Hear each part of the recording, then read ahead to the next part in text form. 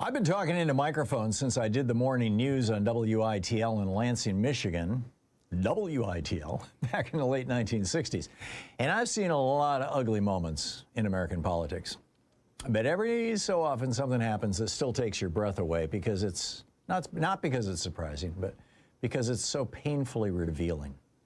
The latest racist stunt by Donald Trump, reposting a meme on his Nazi-infested social media site in which the Obamas' faces are superimposed upon the bodies of primates in the jungle, set to the 1961 song The Lion Sleeps Tonight by the Tokens, is one of those moments.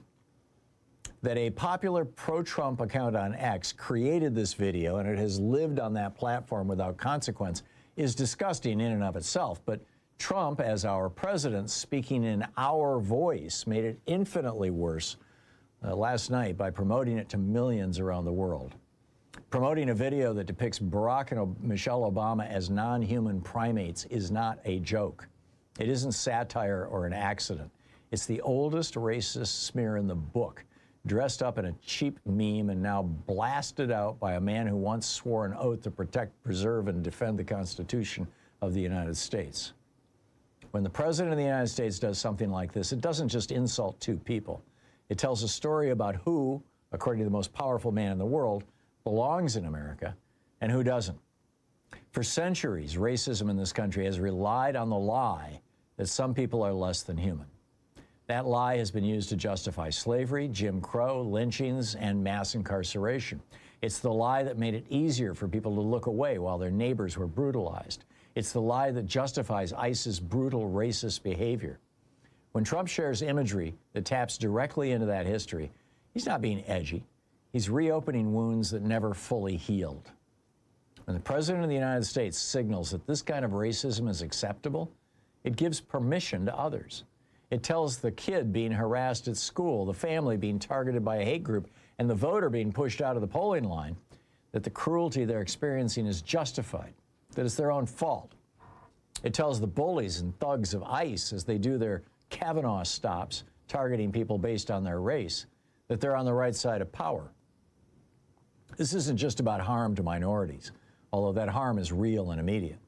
It's about what happens to democracy itself when the presidency becomes a megaphone for dehumanization.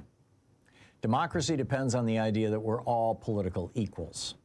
Once you start suggesting that some Americans are animals, that idea collapses. It becomes easier to justify taking away voting rights, ignore court rulings, or shrug when violence follows hateful rhetoric.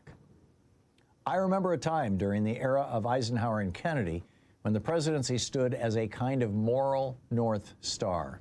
Even when presidents like Nixon and Clinton failed to live up to it, there was at least a shared understanding that the office itself mattered, that it should pull us together, not rip us apart. Trump has spent years doing the opposite, from the 1970s when he was busted along with his father for refusing to rent to black people, to his recent use of words like vermin and shitholes to describe Hispanic and black people and majority black countries.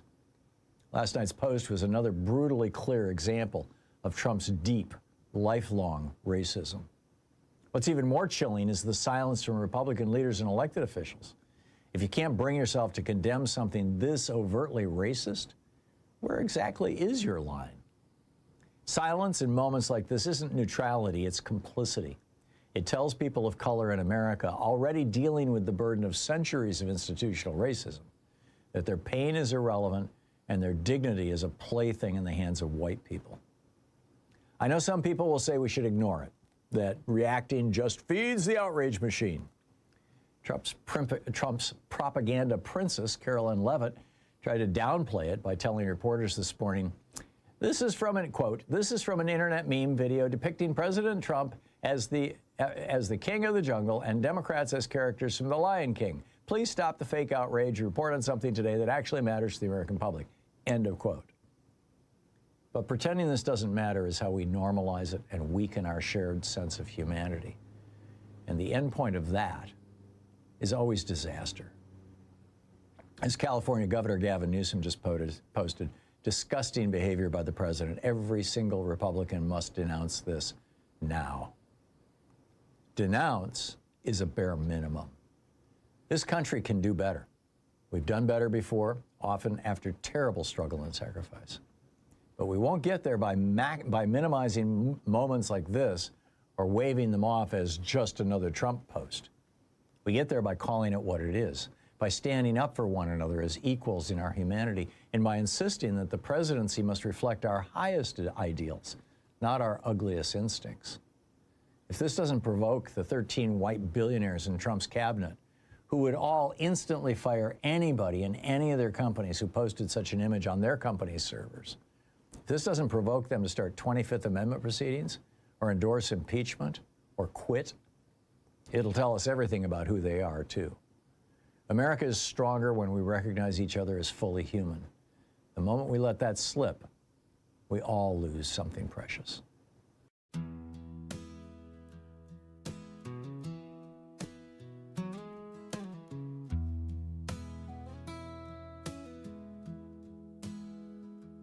Down old trumpets and last night, from a peerless belt on spike, turned the hast authors down into a patron dressed in white.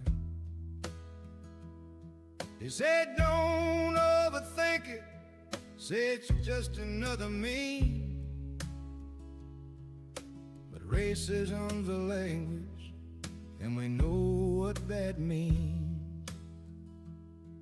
When the president degrades who's human and who's not, say his name, that's Trump, and that's racism. Not a slip, not a joke, that's dehumanization. From the top it trickles down to the street, to the law. You don't mock black lives as animals and pretend you love this country at all.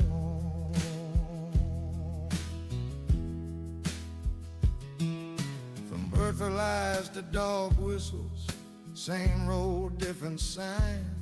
Set 'em feel like a birthright, calling cruelty fine. If the Obamas aren't human, then who's next in line? That's how hate rewrites the rules, one post at a time. And say his name, that's Trump, and that's racism.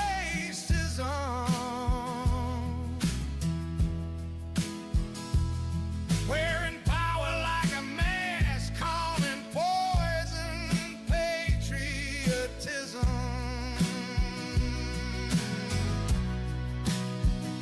You teach the mob who matters, you teach who gets erased. That's how democracy gets strangled, with a smile on its face.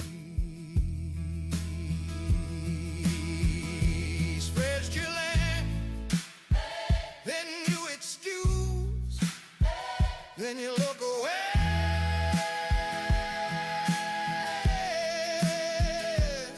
Then you wonder how it happened when the rights are gone one day.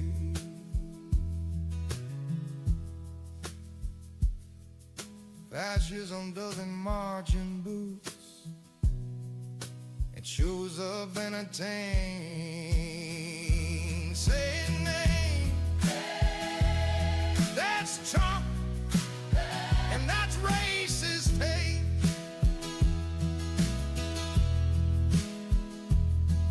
From the Oval Office down, it's dragging us back a decade. If the presidency means anything, if freedom's more than myth, we don't normalize a man who profits off of racism like this.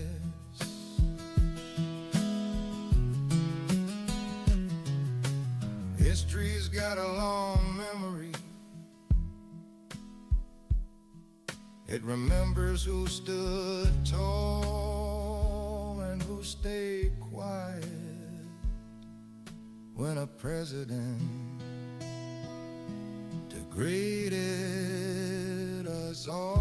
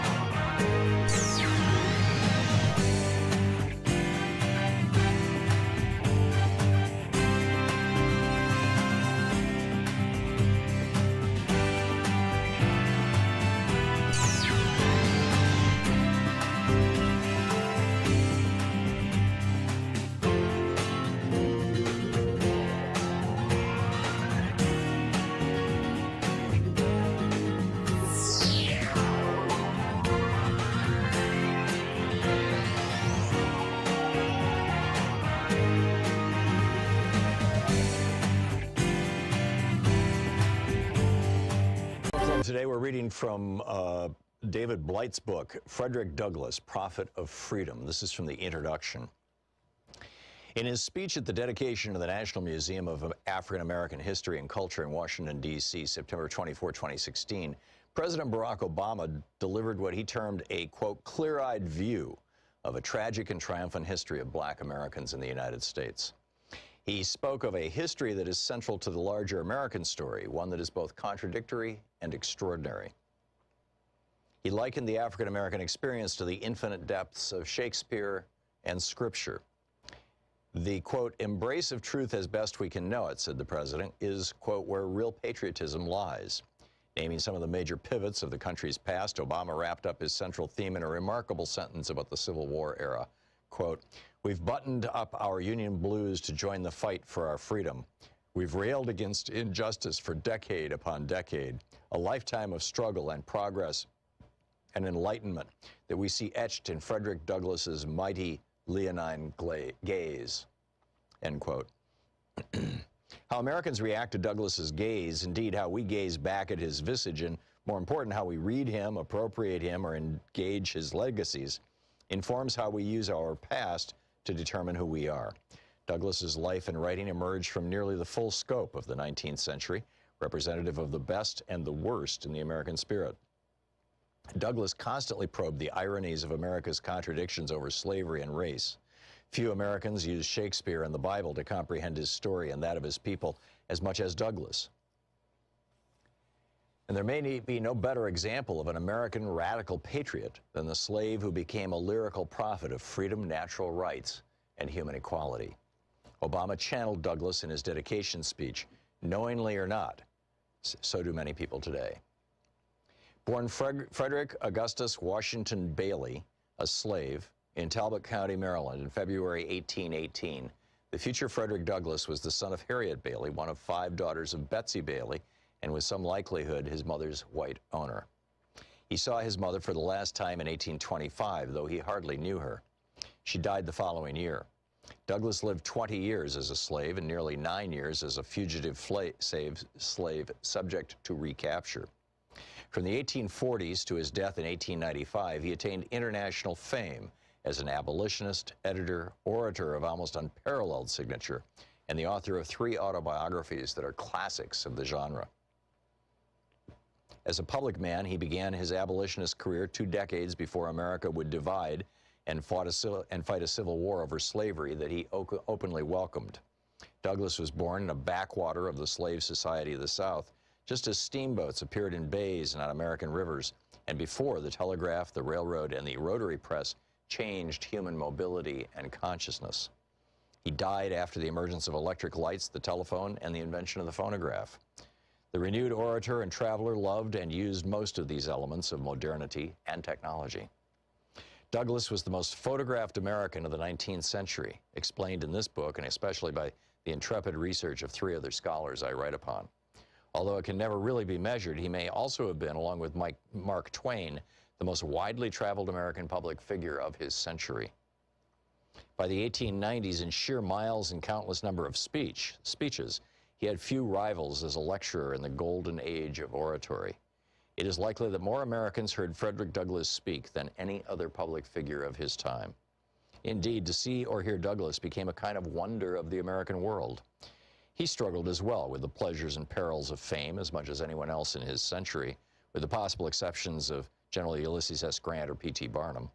Douglass's dilemma with fame was a matter of decades, not merely of moments, and fraught with racism. The orator and writer lived to see and interpret black emancipation, to work actively for women's rights long before they were achieved, to realize the civil rights triumphs and tragedies of Reconstruction, and to witness and contribute to America's economic and international expansion in the Gilded Age.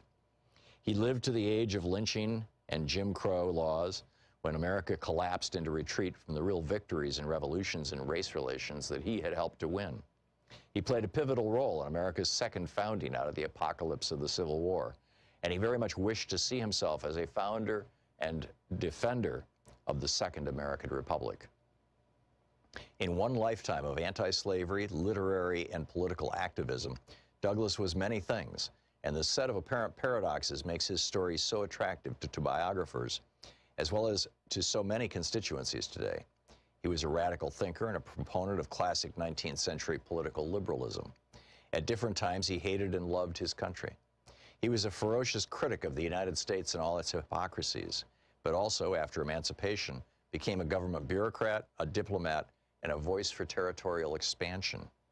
He strongly believed in self-reliance and demanded an activist interventionist government at all levels to free slaves, defeat the Confederacy, and to protect black citizens against terror and discrimination. Douglass was a serious constitutional thinker, and few Americans have ever analyzed race with more poignancy and nuance than this mostly self-taught genius with words. He was a radical editor, writer, and activist. The book Frederick Douglass by David Blight.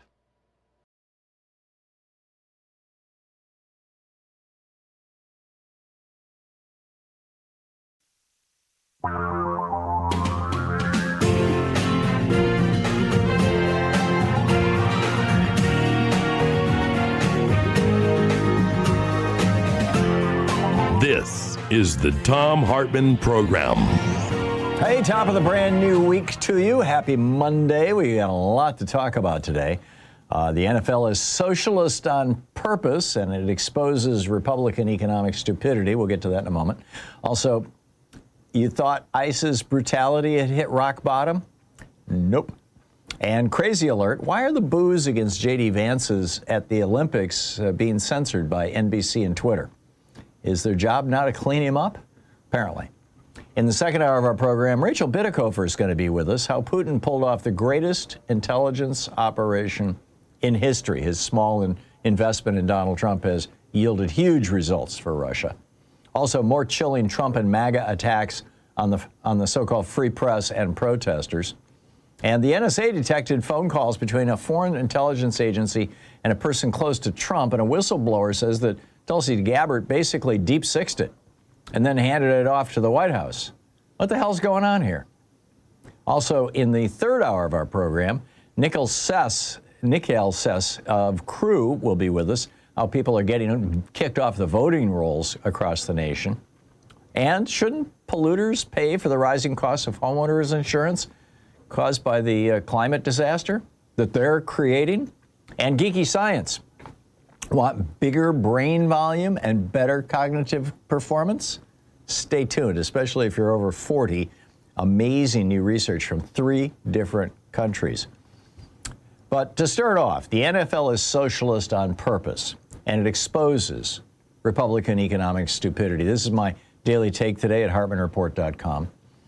Last night's NFL Super Bowl's game was just great. The guys wearing blue beat the guys wearing red.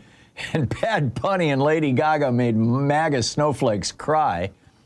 But the NFL can also teach Americans a huge lesson about economics, socialism, and the difference between Republican free market nuts and FDR's re-regulation of the American economy that created the largest middle class in history and the first in the world to include more than half of a nation's citizens. Most Americans would be highly offended, for example, if the NFL took big bucks from, say, Elon Musk or Jeff Bezos or Mark Zuckerberg or, somebody like these monopolists to change the rules to whichever team gives the league the most money can have an extra 3 players on the field at all times.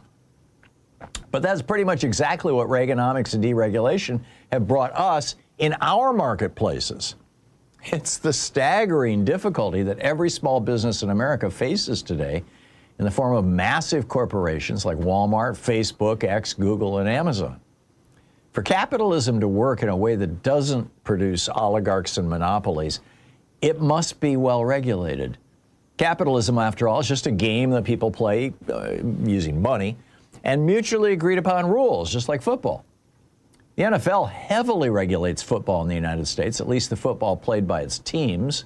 Those regulations include how many players are on the field at any time, exactly what constitutes a down or a touchdown, and rules about how players may physically contact each other and under what circumstances. The NFL's super socialist regulations also decide which team gets first pick of new players. They decided that the worst performing teams should have the first choice of newly available players, giving every team an opportunity to rise up through the ranks in the following season. It's much like progressive income taxation and the estate tax, giving a little guy a chance while slightly restraining those already at the top.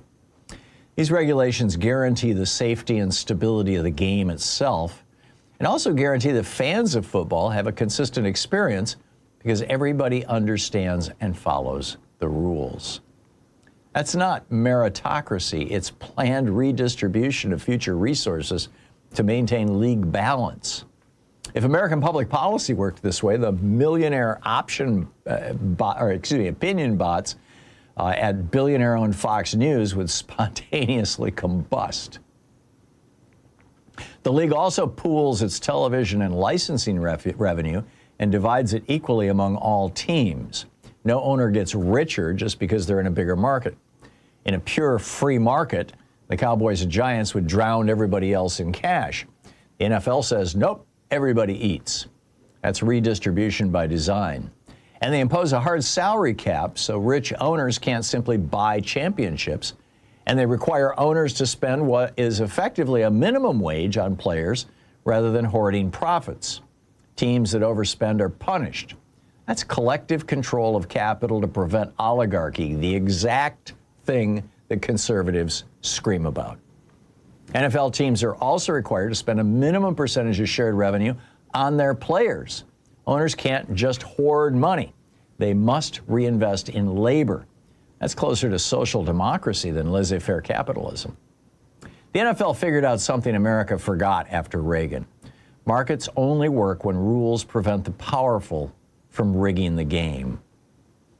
In other words, the NFL is a regulated market with enforced rules that prevent monopolies, protect labor, and preserve competition. And because of that, small market teams can win, dynasties don't last forever, and fans get a fair game.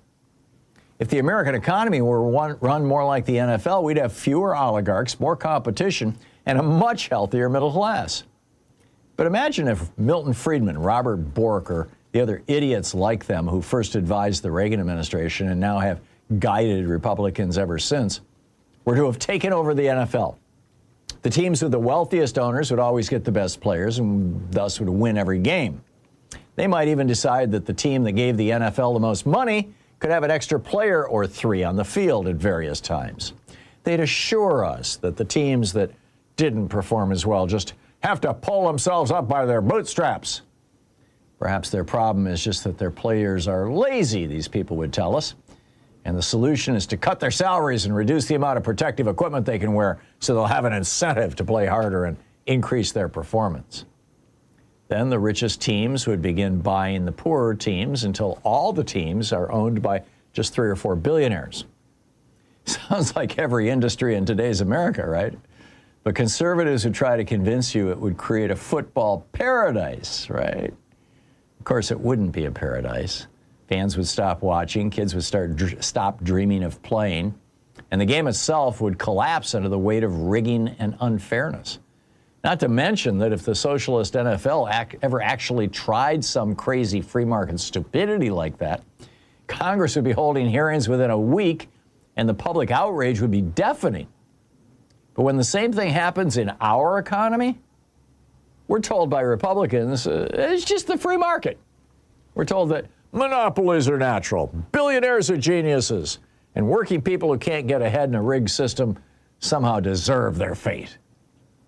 We're told by these fools that any attempt to rewrite the rules so the American economy is fair again, and our middle class can recover from the massive $50+ trillion hit it's taken from 15 years of Reaganomics, is socialism, even though FDR's system is exactly how every successful capitalist system in history has worked. Franklin Roosevelt understood this. He knew markets don't self-police any more than football does. Without referees, rules, and consequences, the biggest and most ruthless players take over, the game stops being a game, and democracy itself is put at risk. And when the morbidly rich write the rules, they inevitably only benefit themselves. Everybody else gets screwed. The NFL doesn't regulate football because it hates competition. It regulates football and redistributes wealth and opportunity so competition can exist at all. America once did the same thing with capitalism, and the result was the greatest middle class the world had ever seen. 2/3 of us were in the middle class when Reagan came into office and could get there with a single paycheck, thanks to FDR's and LBJ's socialist New Deal and Great Society policies. Today, it's only roughly 45% of us and requires 2 paychecks, all because of 45 years of Reaganomics. Choice in front of us is simple. We can keep pretending that letting billionaires write the political and economic rules and own the media is freedom. Or we can remember that a fair game is what freedom actually looks like. Because when the rules only work for the owners, the rest of us aren't players anymore. We're just there to watch, pay, and lose what little we have so the billionaires can buy themselves another super yacht. We'll be right back with more of the news of the day and your calls. Stick around.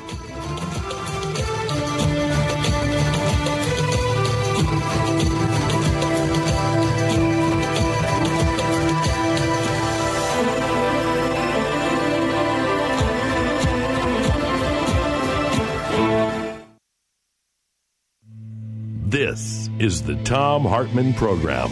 Occupying the media 3 hours a day, 5 days a week, right here. I'll be right back with you.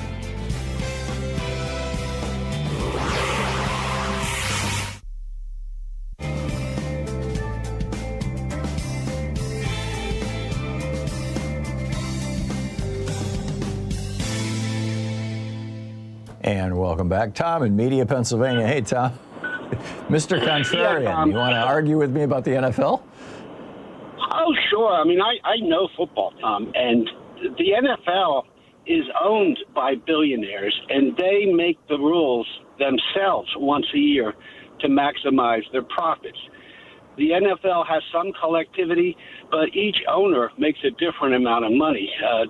Jerry Jones makes a lot more money off his franchise than, say, someone from Kansas City, because if you win, you get more home games. Your players are all meritorious. If you don't give players money by seniority. Oh, I'm not disputing that there's an amazing meritocracy there. Yes, yesterday when I was watching the game, I was thinking about how so many of these guys have been playing football since they were 5 years old. Their hand-eye coordination is spectacular. I'm not disputing that, but the NFL says that whoever performs the worst gets the first choice in the draft, in the draft pickups in the following year. I mean, how is that not the equivalent of the redistribution of wealth and opportunity? Because this is entertainment. It's a sport, and parity amongst teams gets interest. It's not like. Don't you think that parity among businesses would be a useful thing instead of having Walmart move into a community and cause 150 local businesses to shut down because they can't compete? Saying sorry, local communities can say no to Walmart. Well, when you talk about socialism, you're talking about a collectivism, okay? No, I'm talking about what I'm talking about. Okay, so what would you do? You would truncate business and profit? I mean, no, I would say crazy. that just like the NFL says that, you know, we're going to play this game in a way that everybody, all the teams have an opportunity to succeed. We're going to play the game of business that same way. So if Walmart wants to come in and bully a community into giving them all kinds of tax breaks and undercut local businesses and engage in all these other practices that have been legal since the Reagan era, that we're going to reverse that. We're going to say, no, you can't do that anymore. Local communities can say, no, we don't want a Walmart. They can put limits on the size of big box stores. They can protect their own companies. I mean, this is the reason, Tom, why small town America has been destroyed. It's been destroyed by, you know, Reaganistic so-called free market capitalism, which is really just a system that's rigged to help the biggest companies and the richest people. You know, the richest family in America, you know, and outside of the royal families of the Middle East, probably the richest family in the world, is the Walton family. How did they get there? They got there through monopolistic and predatory practices. But Tom, the NFL is a monopoly. If I'm want to start a team out of Dover, can I say, okay, I want to join the NFL? No, it's a monopoly. The owners decide who gets in. The owners decide that they're the big dog like Walmart, and these small cities cannot have. Well, that's because it's sports. They have 32 I mean, you know, teams. That's all they have. That has nothing to do with the argument that I'm making, Tom. I mean, I don't disagree with you, of course. They're the biggest monopoly. The owners get together. They want to maximize their profits, and they move teams to be more competitive. You cannot get an NFL team because they are a monopoly, Tom. Yeah. No, I get that. I get that. I'm not saying that the NFL is perfect. I'm just saying there's some good lessons here. Tom, thanks for the call. It's 20 minutes past the hour. We'll be right back. Stick around.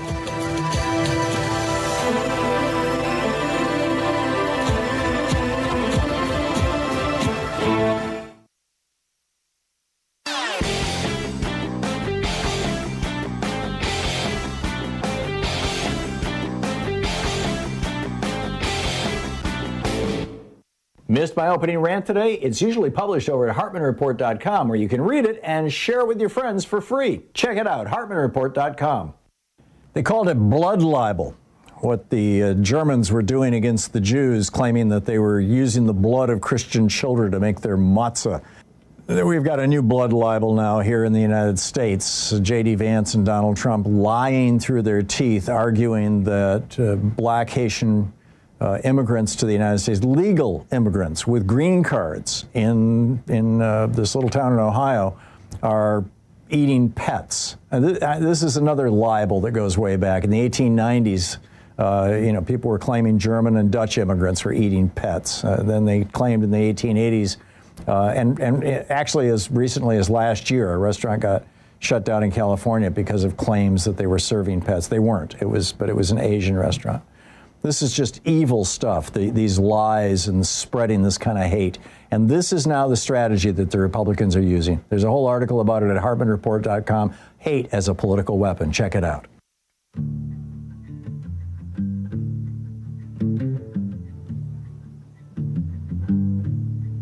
They call it freedom,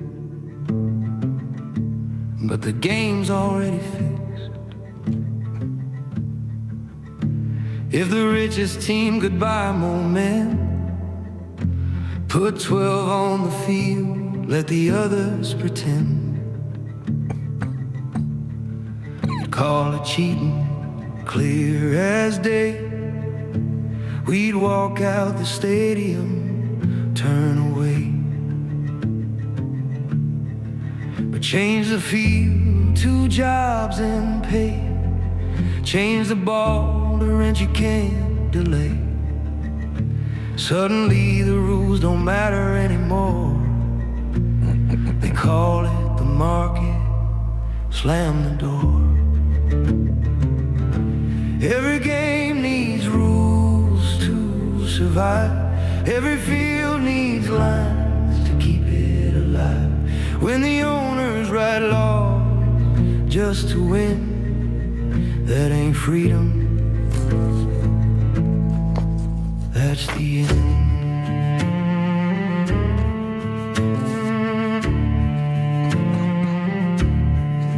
They say pull yourself up, don't complain, while they tilt the field and on the chain. Draft picks stolen, refs bought clean. They swear the loss is on your work ethic. Football knows what they deny. Without the rules, the game just died. No fans, no dreams, no fair fight. Just rich men winning every night. Every game needs rules to survive. Every field needs lines to keep it alive. When the owners write laws just to win, that ain't freedom. That's the end. They scream socialism like it's a curse, but the fairest games came first. You don't hate rules, you hate losing control. And the game belongs to more than the goal. Every game needs rules to survive. That's how you build a fighting chance at life. When the rules work for more than the few, that's what freedom always been meant to do. 24 minutes past the hour. So just as you thought ICE's brutality had hit a rock bottom, we get more of this. Less than 14% of the 400,000 immigrants arrested have any kind of criminal convictions for violent criminal offenses or anything close to it. It's just amazing when you look at the stats on this stuff. Hang on just a second here. 1.9% of ICE arrests involve people accused of belonging to gangs. 2% of those taken into ICE custody were gang members. 2% had homicide or sexual assault charges. 40% have no criminal record whatsoever. And, American support for this is crashing. This is an amazing story. This is from AmericanManifesto.news, Lucium. An 18-month-old baby nearly died of respiratory failure at a Texas ICE detention center. After 10 days hospitalized on supplemental oxygen, doctors prescribed a nebulizer, albuterol, and nutritional supplements. ICE's response? Confiscate the medicine. Make the parents stand in an outdoor line in the cold with their shivering, medically fragile daughter, and then deny them the breathing medication that she needed to survive.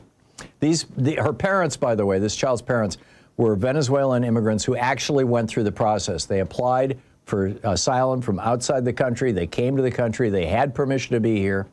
They walked into every 6 months, they'd been going to their meetings on their way to trying to get citizenship. They walked into one of these meetings a couple of months ago, and ICE said, that's it, we're pulling your permission to be here, and we're arresting you right on the spot. It's just amazing. This is happening down in Texas. Her blood oxygen plummeted down into the 50s, levels that kill adults. She was rushed to the hospital for 3 weeks. When she came back after the 3 weeks to the center, they still refused to give her her medication or the nutritional supplements. The detention staff confiscated every piece of prescribed medical equipment and medication. This is child abuse. And this is what ICE is doing. And now they're running ads on CNN trying to tell us how wonderful they are. Have you seen You're these? listening to the Thom Hartmann Program. Call 202-808-9925. I have one more story pertaining to that and an amazing crazy alert about J.D. Vance, and I'll pick up your calls right after this. Stick around.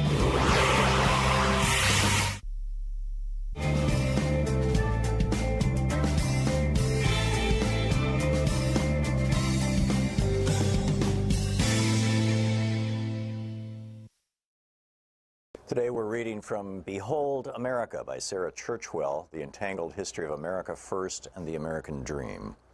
This is from the prologue. On Monday, 30 May 1927, a cool day with showers forecast, New Yorkers were gathering for the annual Memorial Day parades around the city. It was only 9 years since the end of the European War. into which America had been so reluctantly drawn and Europe had suddenly become closer than ever before. Precisely 10 days earlier, Charles Lindbergh had completed the first solo flight across the Atlantic in the spirit of St. Louis, and no one had yet stopped celebrating. Front pages around the country reported that Lucky Lindy had been mobbed in London, greeted by rapturous crowds of 150,000. Few Americans were talking about much else than the newest national hero, but in New York that day, different kinds of mobs were about to gather. Around 8 a.m., a group of Italian immigrants living in the Bronx set out for the elevated train on their way to Manhattan to join the parade. But they were not going to honor the American soldiers who had died in the service of their country. They were supporters of Mussolini, planning to join 400 American fascists who were marching in Manhattan's Memorial Day parade as part of the official fascist movement in the United States. They had been invited by the parade's organizers, to the outrage of many anti-fascists, including Italian nationalists and anarchists who threatened violence if the invitation wasn't rescinded. It wasn't. Like all his fellow fascists intending to march that day, Joseph Carisi was wearing the black shirt uniform, sporting leather boots, jodhpurs, a black cap, and carrying a steel-tipped riding crop. When he stopped to buy a newspaper, Carisi was jumped by two men, stabbed in the neck, and left to die on the sidewalk. Another fascist, Nicholas Amoroso, who was running either to catch up with his group or away from the killers, reports vary, was shot 4 times, once right through the heart. One of the 2 murdered men had served in the American Army during the Great War, the other with the Italian Army, papers reported. The parade they had meant to join took place without them, a fascist delegation of several hundred that was guarded by police to, quote, avert disorder. After the parade, the American blackshirts returned to their headquarters in the heart of Times Square. There, another of the fascists standing outside was set upon by 3 men. He defended himself with his riding crop as his fellow blackshirts charged out brandishing clubs and whips, chasing the assailant through the theater traffic in Times Square, who fled as the black-shirted mob tore through the traffic. 100 fascists, reported the New York Times, rushed the attackers. A melee ensued that was quickly dispersed by the police. There was also violence in Brooklyn, where a parade of fascisti marched from the Angelo Rizza Fascista League at 274 Troutman Street in Bushwick. The LA Times reported several hundred men were parading, including 40 or 50 in the black shirt uniform. Fights broke out between supporters and protesters mingling on the sidewalks, and an anti-fascist was found lying on the ground, stabbed in the back. He survived and identified a fascist as his assailant. Accompanied by 30 police reserves to forestall violence, the marchers made their way through Brooklyn, stopping at the Wilson Avenue station, where the fascisti came to attention and gave the fascist salute. They ended at a Roman Catholic church, where the priest blessed them under large American and Italian flags, while the police remained on guard. The biggest outbreak of violence that Memorial Day, however, occurred in Queens, where it centered around a different right-wing group, not Italian Americans, but the self-proclaimed 100% American kind. By 1927, the Ku Klux Klan had spread across the United States since its rebirth in Georgia 12 years earlier. The first Klan was formed in the immediate aftermath of the Civil War, as former Confederate soldiers in Tennessee created a secret society to promote white supremacism, and terrorize the newly freed slaves in the South during the Reconstruction era. The name is generally believed to have originated from the Greek word for circle, kuklos, while Klan pays homage to the mystified Celtic heritage supposedly shared by white Southerners. Within a decade or two, the first Klan had been successfully suppressed by law enforcement and died out by the turn of the century. But in 1915, it was resuscitated in Georgia, and by the early 1920s, the second Klan had achieved a powerful political presence in the United States, not only in the South, but across the country. I would add this is because of 1915, the movie Birth of a Nation came out.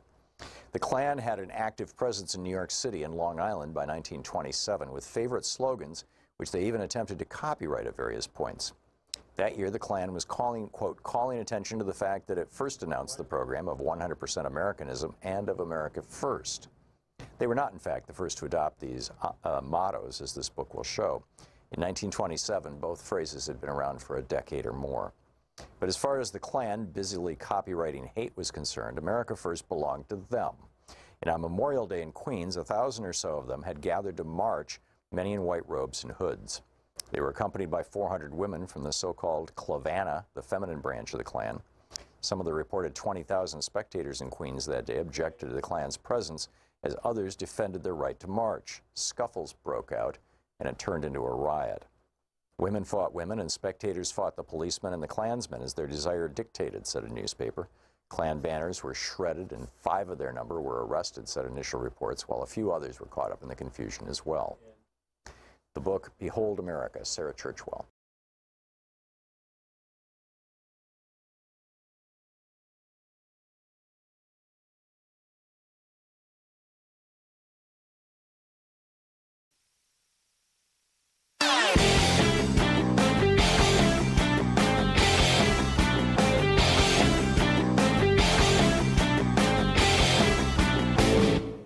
Did you know that every weekday we send out an email before the show giving you all the topics coming up so you can be fully informed and ready to interact with our program? Or that after the show we send out Sue's Stack, a list of every topic I've discussed along with clickable hot links to every source of information I've shared with you on the air? It's all completely free and available over at thom.tv, THOM.tv. Check it out.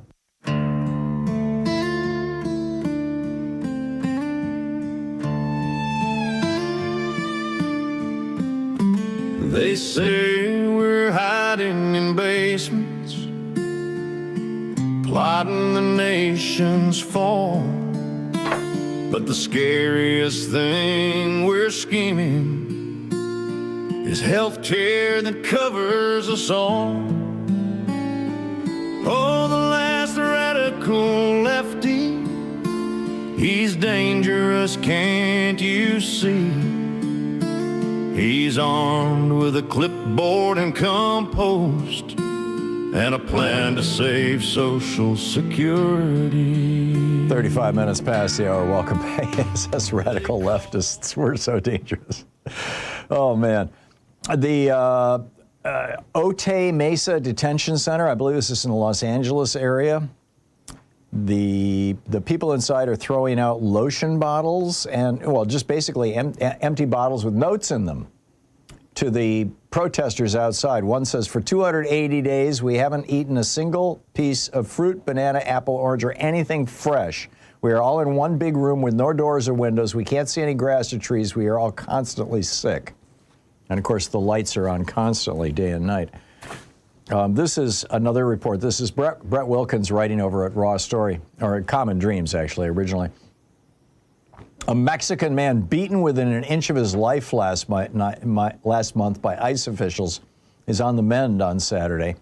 Alberto Mondragon told the Associated Press that ICE agents pulled him from a friend's car outside a shopping center in St. Paul.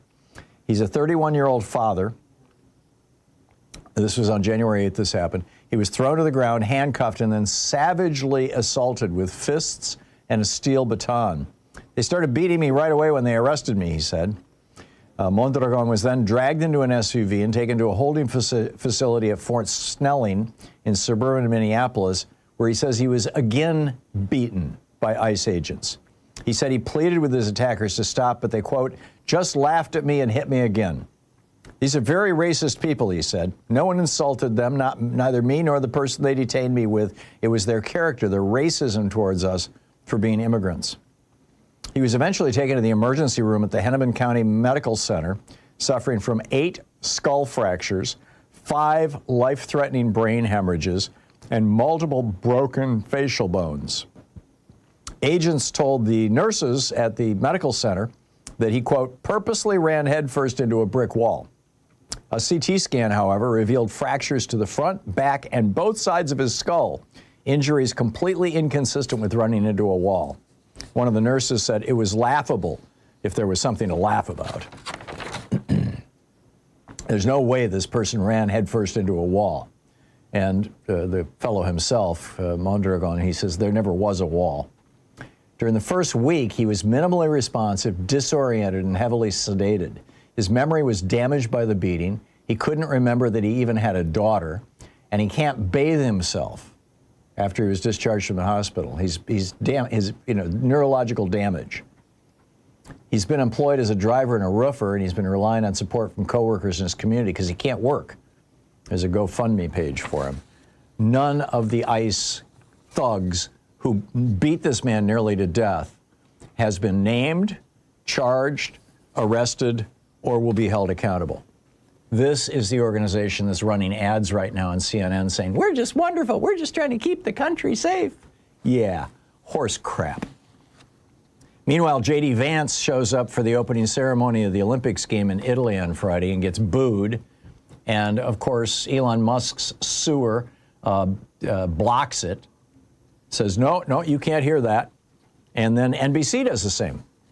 NBC, as soon as the boos start, they cut away and go to their commentators. This is maybe in response to an email from the administration. This was back in September at the U.S. Open. They sent out an email to all the broadcasters that said, quote, we ask all broadcasters to refrain from showing any disruptions or reactions in response to the president's attendance in any capacity. This was when people booed Trump at the U.S. Open. So, and they didn't play it. So it's like, we're getting managed news now, right across the board. This is not how democracies function. What's on your mind today? Dave in Federal Way, Washington. Hey, Dave, what's up?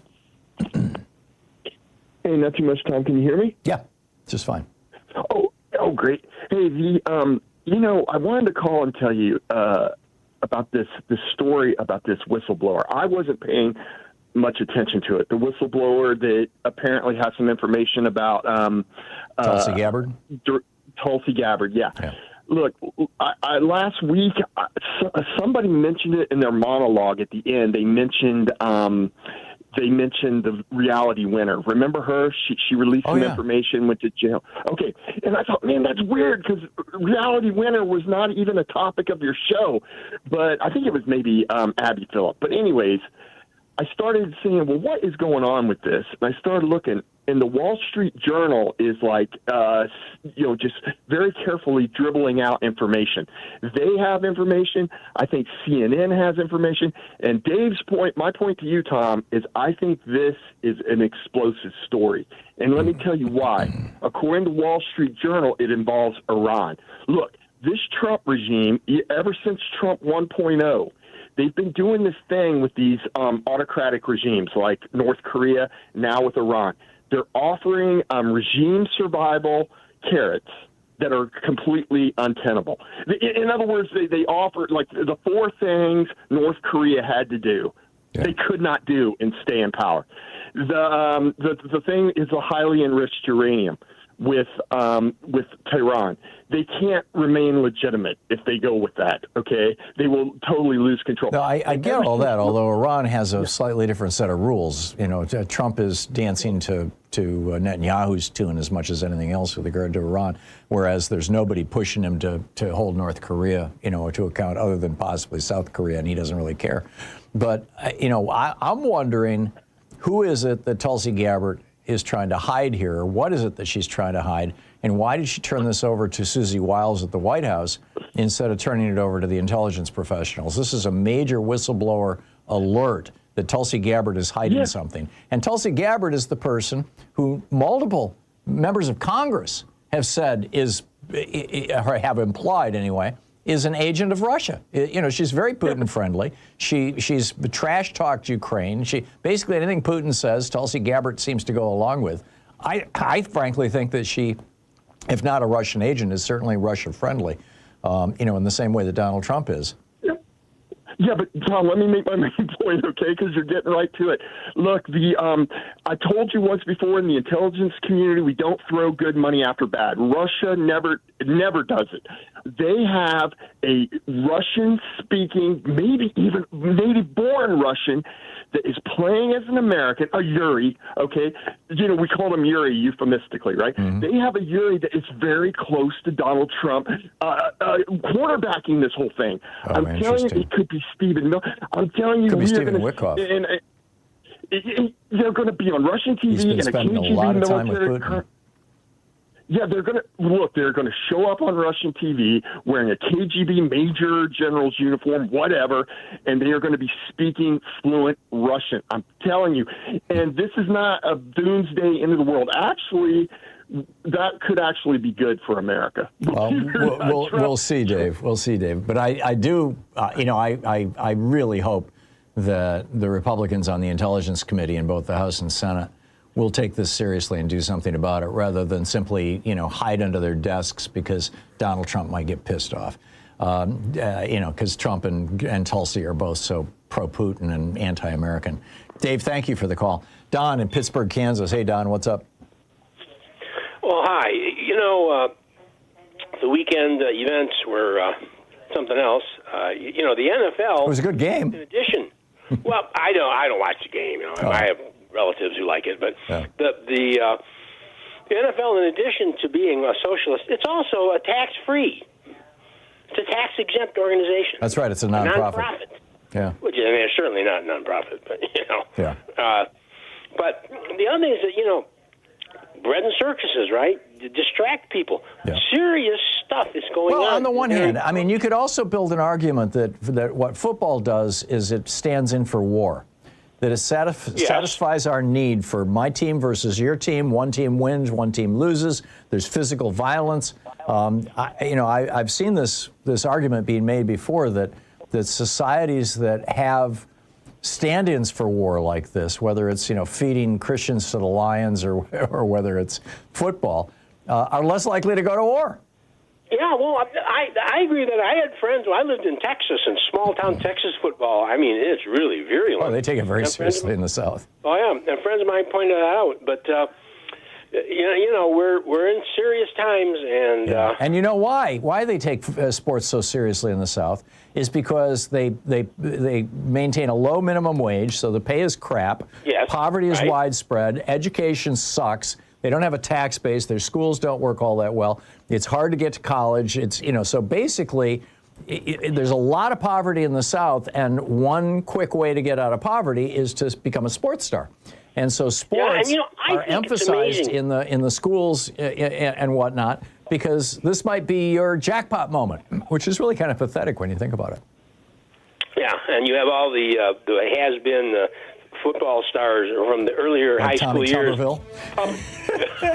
Right, very good. Well said, Don.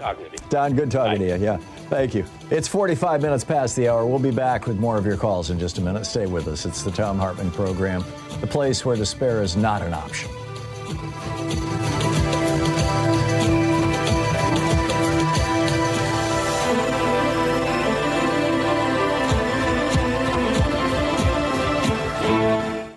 You're listening to Thom Hartmann. Visit thomhartmann.com for audio and video archives. It's the True People's Media. We'll be right back with your calls.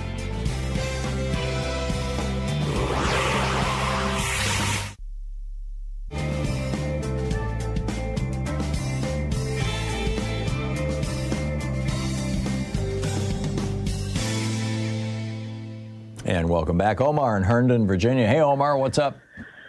Tom, how you doing, sir? Tom, any chance that Tulsi Gabbard is compromised? I don't know if you remember, she visited Assad, and Assad was very close to the Iranian.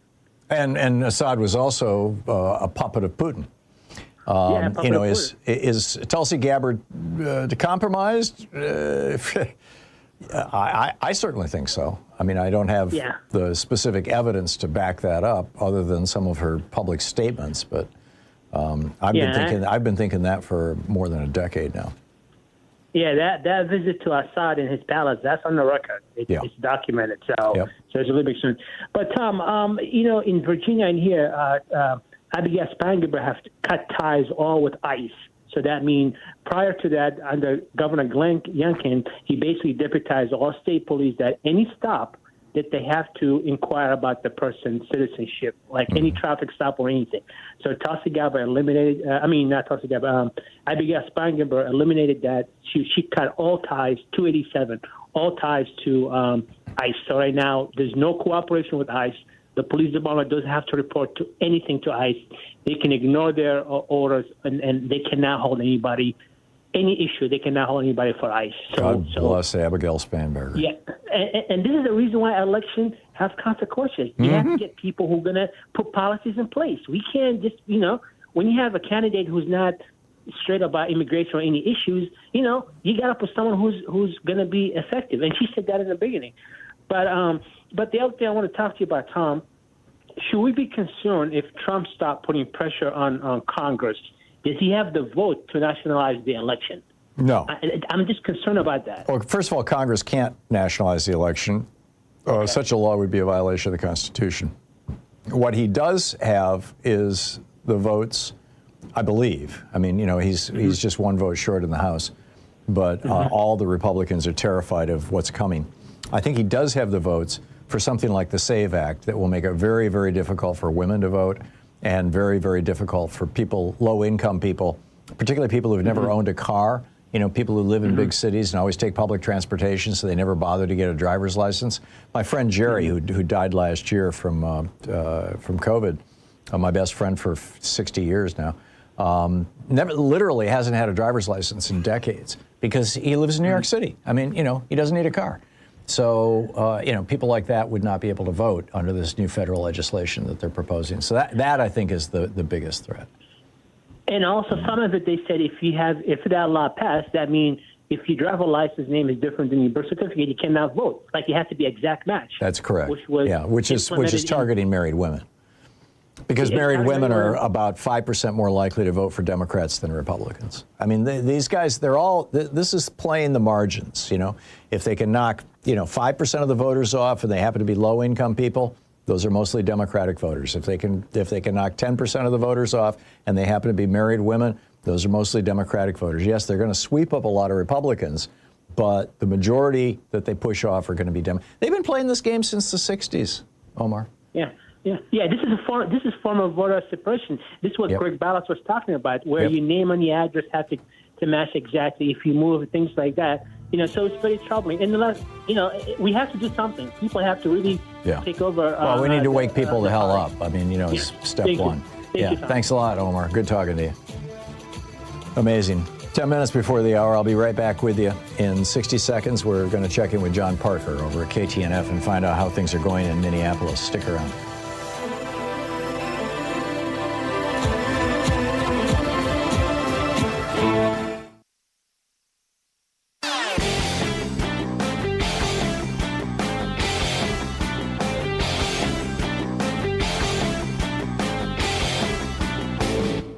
Hey, thanks so much for sharing our program and for reaching out to our stations and sponsors and letting them know that you're listening. It really means a lot to us. When Ronald Reagan took over America in 1981, we handed him a brand gleaming new country.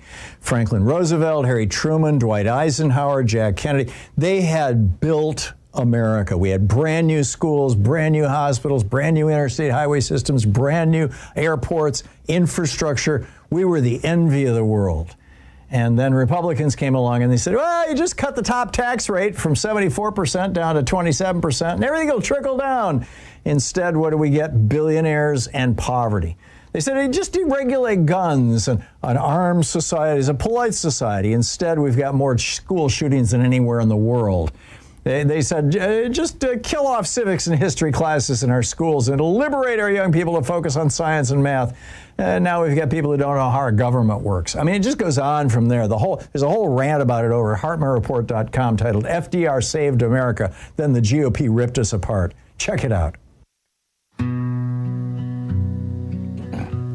Welcome back, 9 minutes before the hour. Picking up your calls here. Michael in Bronx, New York. Hey, Michael, what's up? Hey, Tom. From this cold hey, Michael, weather. I'm sorry. Let me put you on hold here. I promise I'll come back to you in the next hour. But John Parker's on the line with us with KTNF. John, my apologies. I even teased that you were coming up and just kind of went into autopilot. John. No worries, Tom. It's a busy day. Yeah. John is the host of The Gailey Show every day, 2 o'clock, Monday through Saturday on Central Time on KTNF, our Minneapolis affiliate, AM 950. So, John, how is Minneapolis? Has anything calmed down there yet? And the big question I have for you, we have seen protesters now. They're being photographed. ICE is getting people, getting their TSA pre's taken away if they take their pictures. They're beating people. They're jailing people. They're exposing people to cancer-causing gases. Is this causing people in Minneapolis to slow down the rate at which they're out on the streets? Yes, is the short answer. I think it's important for folks to know that the violence has not abated. They are just as much in people's faces. There was a story that was related to us over the weekend of an individual who saw a suspicious person outside his kid's school. He called into 911. They said, we're not going to do anything about it. And so he kind of didn't confront, but went up to the car and said, hey, what's going on? The ICE agent got out of there, started screaming at him. He, had his phone out to record the situation because he became afraid for his life, granted, good reason to. And the agent, screaming at him. 2 other agents came up on him. The first one grabbed the guy's phone, threw it onto the sidewalk into the snow, and then drove off. The other one was getting in on it too, and then left. The third one apologized and said, I understand, but you shouldn't have done this. The violence is still happening. In Minneapolis, we're having a lot of folks that are creating barricades on roads. So everyone's, particularly the Minneapolis Police Department, keeps trying to tear them down, but people keep putting them back up to slow the ability of vehicles to move around in the city. And this is like the terrors, or what was it called? In Northern Ireland, the Troubles. Say that again. The Troubles? The Troubles, yeah. Louise and I were there during that time, and we blundered into a situation where we were being followed by a half-track with a machine gun on the back of it that was pointed right at our car. I mean, it's like, this is back in the 80s. But yeah, I mean, this is just wild stuff, John. Forgive my interruption. Keep going. Well, something that I'd love to raise with your audience is something that hasn't come up, but that should be, because we get such little reporting from what happens actually inside a detention center. And what's happening in the Senate right now around the demands that, Speaker Jeffries and Majority Leader Schumer put forward around what, judicial warrants, body cameras, masks, mandatory federal ID for agents. All that was in about the facilities, though, was around adhering to, quote, basic detention standards. But here on Friday, the U.S. Rep. Kelly Morrison, she represents District 3, she's gone into the ICE detention facility 3 times last week, twice in a 24-hour period. And on Friday, she actually called for the Whipple building to be shut down. Now, for background, she worked as an OBGYN in Minnesota for 20 years. She said the conditions there are unacceptable. There are no established medical protocols. There are no beds. There are no regular meals. We have one story of an individual who was detained in Rochester last week. He literally just had a kidney transplant. He's at the point in his recovery where he needs medication to keep his body from rejecting that new kidney. And despite having his medication brought to him by his elected representative, State Representative Kim Hicks, to the Whipple building on Thursday night, as of yesterday, according to his wife, he still hasn't received that medication. Oh, my God. He's going to die. And how he was arrested was the violence. They rammed cars into him, broke his glass window, and yanked him out of the car to detain him and bring him up into the Whipple building here in Minneapolis. And the conditions inside these centers are absolutely atrocious. And I really want to highlight, because we get so little of it, I want to highlight some reporting out of Minnesota Public Radio by Mika Rosenberg, who literally was doing interviews with kids by letter. And we have kids who have eating food with worms and mold in it. They are cutting themselves. They're having suicidal ideation. There was a mother with her 18-year-old. They were detained. The baby got sick. The medical staff just gave her ibuprofen. Then they started giving her antibiotics, but I'm not quite sure what they were giving antibiotics for, because apparently the child had to be hospitalized where she contracted COVID in the center. It's a humanitarian crisis in these centers right now. To say the very least. John Parker, host of The Gailey Show on KTNF. John, thanks a lot for the report. Thank you, Tom. Yeah, good talking to you. On the other side of the break, Rachel Bitecofer, the one of America's best political scientists, is going to drop by about how Putin pulled off the greatest intelligence heist in history. You're listening to Thom Hartmann.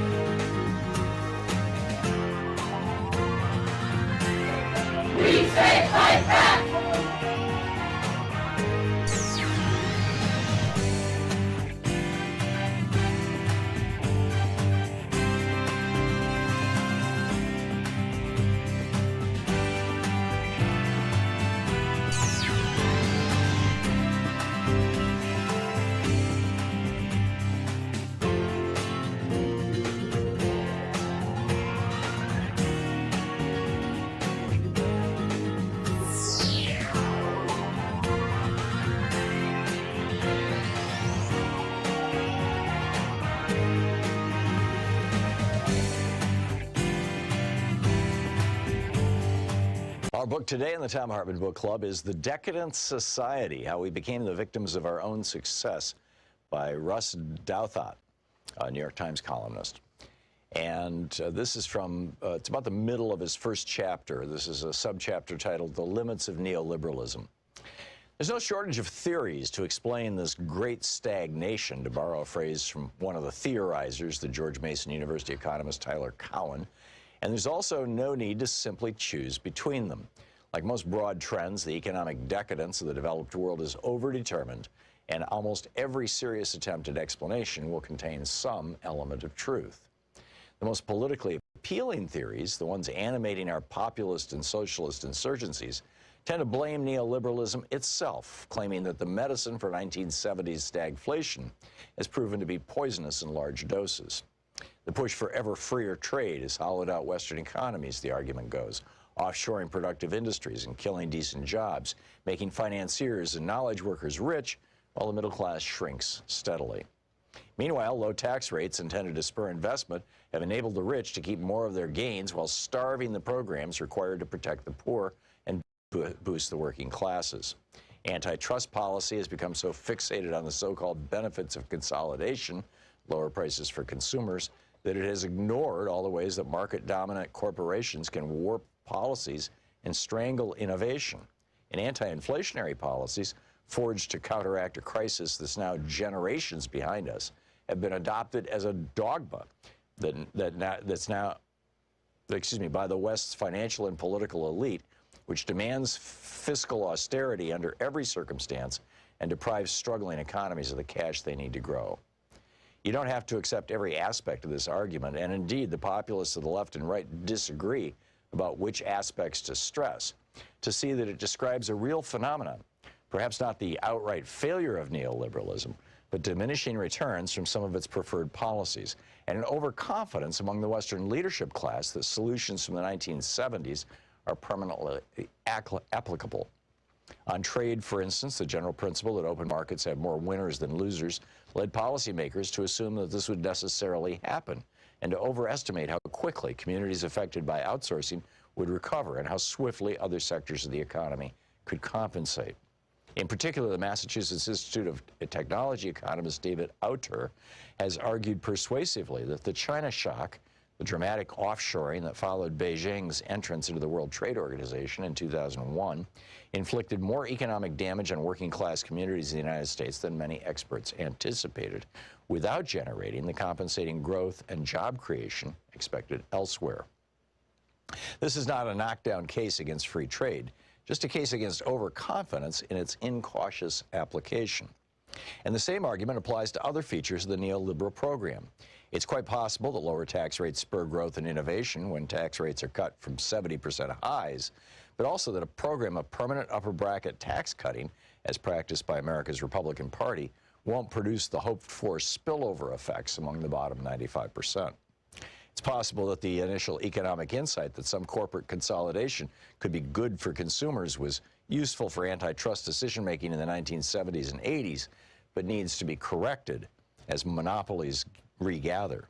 It's possible that a program of deficit reduction and tight money that makes sense when inflation is galloping doesn't make sense when we're closer to deflation.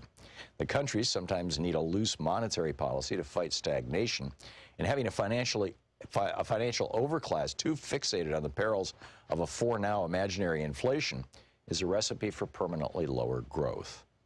Then, alongside this brief against an overextended neoliberalism, there's a more subtle argument, pushed by the more serious sort. I think I skipped a page here. Sort of liberalism that the neoliberal program hasn't so much pushed too far as pushed in the wrong direction.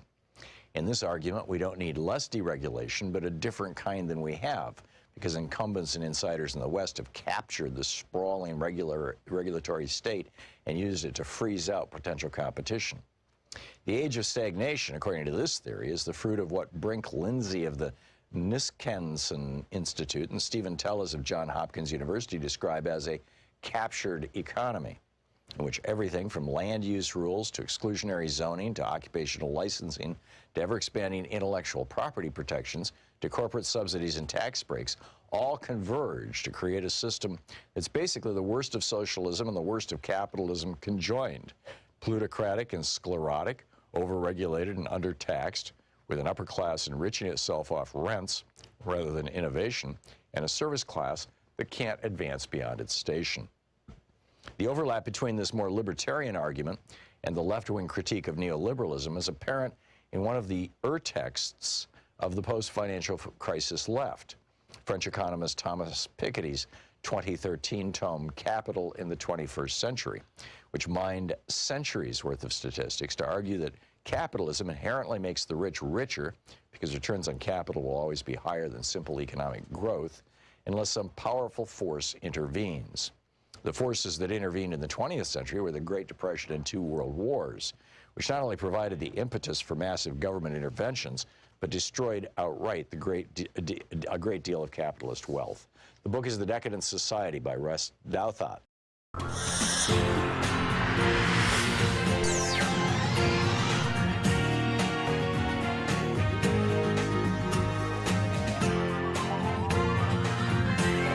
We say fight back!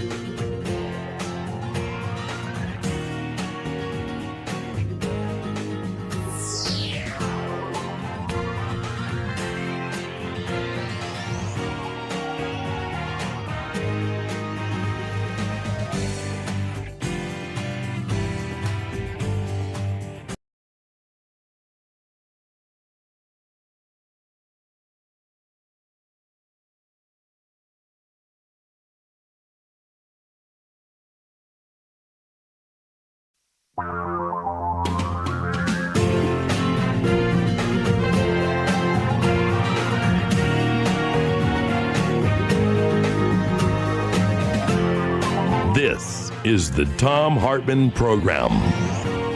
Hey, welcome to the second hour of our program. So how did Vladimir Putin pull off the greatest intelligence operation in history?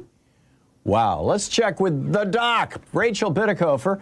Her reports are available over on The Cycle on Substack. Her most recent book is Hit 'em Where It Hurts, How to Save Democracy by Beating Republicans at Their Own Game. The Cycle, THECYCLE.substack.com is the website for her newsletter. It's free. You really need to sign up for it. It's brilliant. It's absolutely brilliant. Rachel's one of the smartest political scientists out there. Rachel, welcome back to the program. It's my honor to be back, and I'm so glad we're going to talk a little bit about Putin's return on investment. Yeah, well, you know, this is quite a provocative headline. Give us first of all, the backstory and then the story. Yeah. I mean, where did this start? Yeah. So, I mean, I've been thinking, I do a lot of thinking at night after, doing 3 news cycles a day with Trump. It's like we're on hamster wheels, right? Yep. And, a lot of it is meta thinking because, I'm trying to noodle our way out of this terrible situation we're in. But it got me to thinking lately, like, okay, I'm laying in bed at night. I'm sick to my stomach.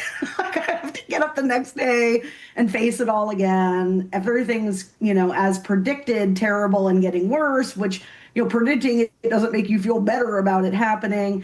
And then it hit me, wait a minute, though. If I was Vladimir Putin, I'd be having, the year of my life, right? And then I got to thinking about, actually, the last decade, really the last 10 years, how Putin has, I mean, he is having a decade, okay? He has positioned Russia, I'm so sorry about that. He has positioned Russia to destroy America from within, right? Off of a small investment.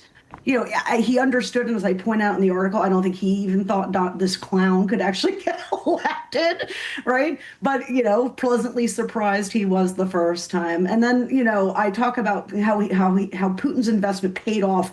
I mean, really enough, he didn't even need a second term to make it one of the most effective intelligence operations ever, because nothing could tear America down. Those of us that were born, 70s, 80s, 90s, whatever, we were born into a world where American supremacy, and we criticize it, right? But it has been a major benefit to Americans to be loved around the world, to be seen as the country that is advancing freedom around the world, to have, we have so much stability that with the fall of the Soviet Union, there really is not another superpower. China is, super-ish, and Europe together can be kind of super-ish. But in terms of superpower, like we're really a standalone. And there's nothing that could have changed that except for ourselves, all right? And Putin got that. He understood. So how did he pull this off, yeah. Rachel? Yeah, so first off is that minor investment in that misinformation campaign in 2016, right? The one that we know about from Russiagate, from the Mueller report, even though Republicans are always saying there was no. Are you talking about the Russian hack of the? Yeah, well, yes. I mean, the Russian hack, but they also paid. I don't know if you guys. Now everybody's like, "Oh, you're a troll, you're a bot." Well, in 2016, people didn't understand that, right? Mm-hmm. So, like, they were paying people to post things to help Trump and hurt Clinton, right through the election.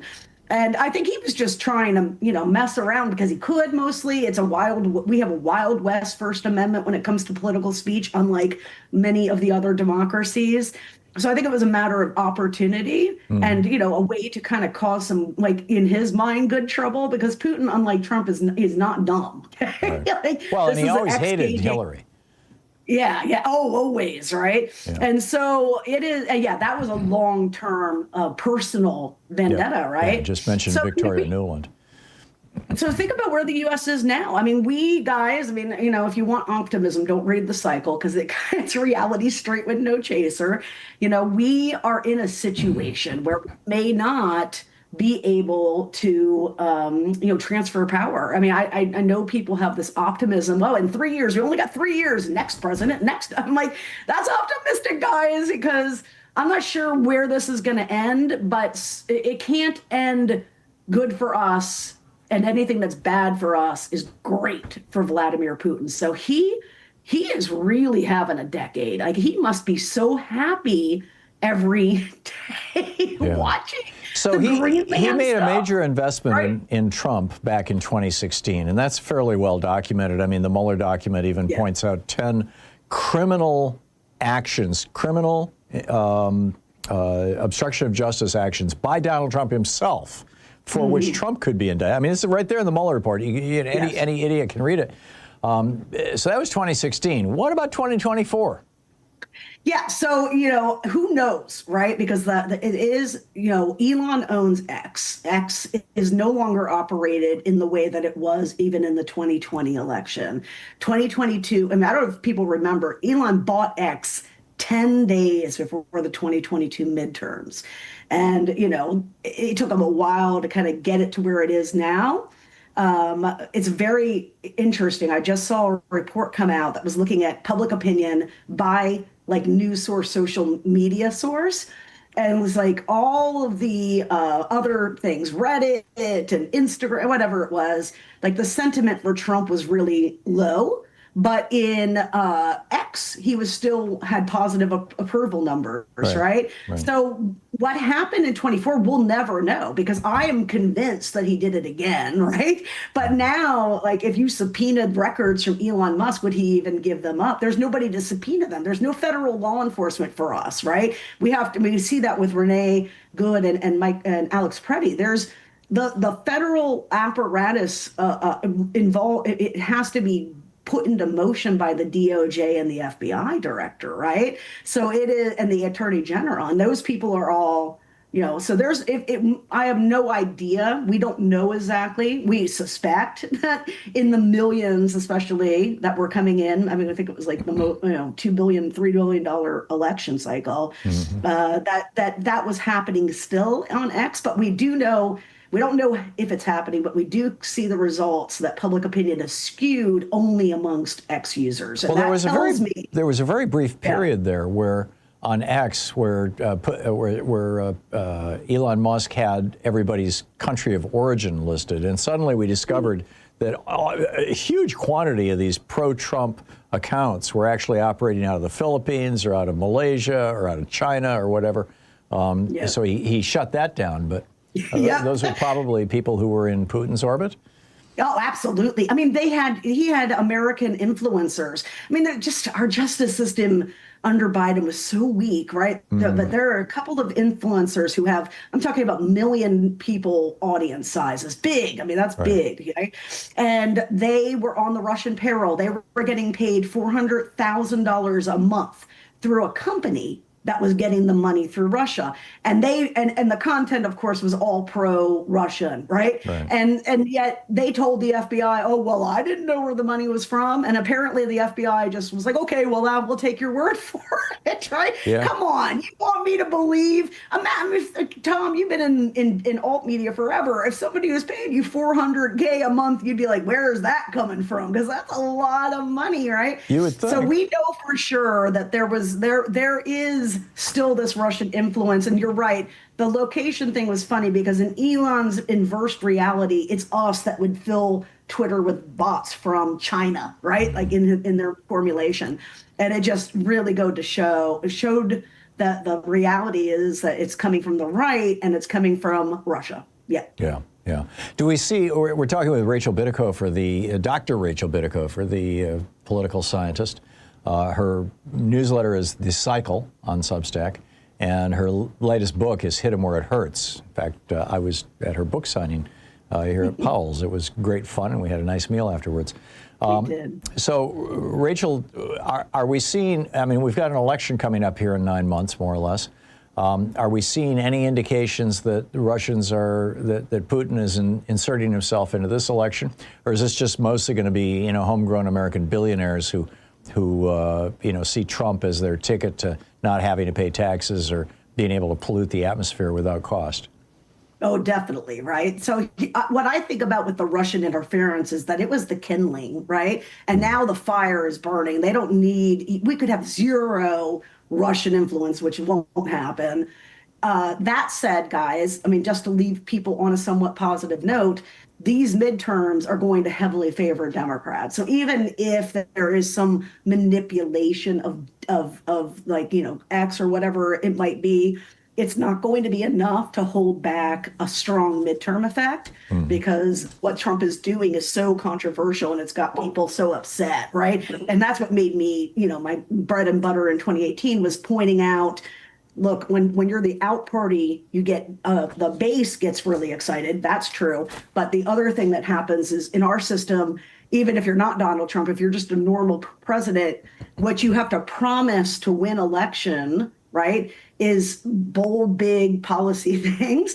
And then the system, even in the best of days, is designed to make policy extremely difficult, right? So you deliver, under-deliver. And so independents are always kind of off the in-party, the party that controls the White House in these midterms. So the long and the short of it is Democrats are going to have a good year. I think Donald Trump is having a very bad year right now. And we're starting to see some fracturing where it matters the most, which is among Republican identifiers, because, Trump's overall approval is at 37%. And it can't go lower, folks. It has a floor as long as Republicans are telling pollsters, I love this guy, 90%, right? Well, as long as the Australian billionaire family keeps funding Fox News. Yes, exactly. So we're in a real, I mean, if you're Thom Hartmann, especially with your personal interest in the environment and, regulatory stuff. I mean, this has been a nightmare, right? And it will take decades to recover from it. But let's just hope that if people if you have angst and you have a pit in your stomach, the most important thing you can do is be working in some capacity to get to turn out the vote in 2026. Yep. And help people make sure, go to vote.org, make sure that they're still registered, because they're already starting now to purge voting rolls. They are. I mean, we're both Oregonians, and we know that they've been chasing our voter file. They want the federal government wants our voter file, right? Yeah. Rachel Bitecofer, her newsletter is The Cycle. It's over on Substack. Just go to Substack and plug in the Cycle. Rachel, thanks a lot for dropping by. Always a pleasure. Thanks, Tom. Back at you. Great to see you again, my friend. Yeah, you too. This is the Thom Hartmann Program. 18 minutes past the hour. More chilling Trump and MAGA attacks on the press and on protesters. And what's up with Tulsi Gabbard and NASA? Stick around.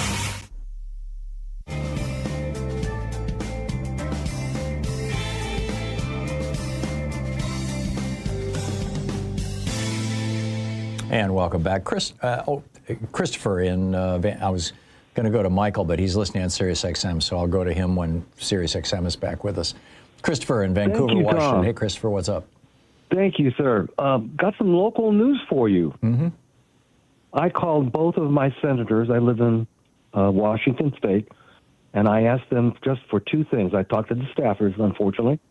This is Patty Murray and Maria Cantwell? Correct. Mm-hmm. And I just called them, and I asked them for two things. Don't let them steal Social Security. And the other demand I had as a constituent is don't allow them to give up our voter data to the feds. Yeah. I posed that to both the staffers, and one of the staffers with one of the senators said, "Oh, they're never going to touch Social Security. That's just all talk." They already have. They fired 7,000 people. Well, it took me back, Tom. I said, "Is this my senator, or is this a Republican that cut me off?" But that I find that with all the programs you have with Alex on there, mm-hmm. and all the news he gives and all the news you give, for a staffer to say that's just all talk, I was floored. Yeah. I called. Which senator was that, Christopher? I believe that it was Murray. But you're not sure? Because I called them both one after the other. Yeah. If you're not certain, then let's not slam somebody's phone lines. Okay. Yeah. Well, that's basically the local news. I was taking it back, Tom. Yeah. Is there any way that you, with your influence, can get either senator on your show? I went to a fundraiser at the home of Patty Murray. I don't know either one of them personally. But I think at least one of them has been on the program. Sean, have we had either one of them on? Yeah, years. It's been a few years. We'll look into it, Christopher. We'll see what we can do. I got to run. I think it was important. Yeah, Thank you, Tom. Thank you. Have a good day. Yep, you too. Sue in Belmont, Michigan. Hey, Sue, what's up? I just want to see if we can get some enthusiasm out there for people to call their congressmen and reps about some bills.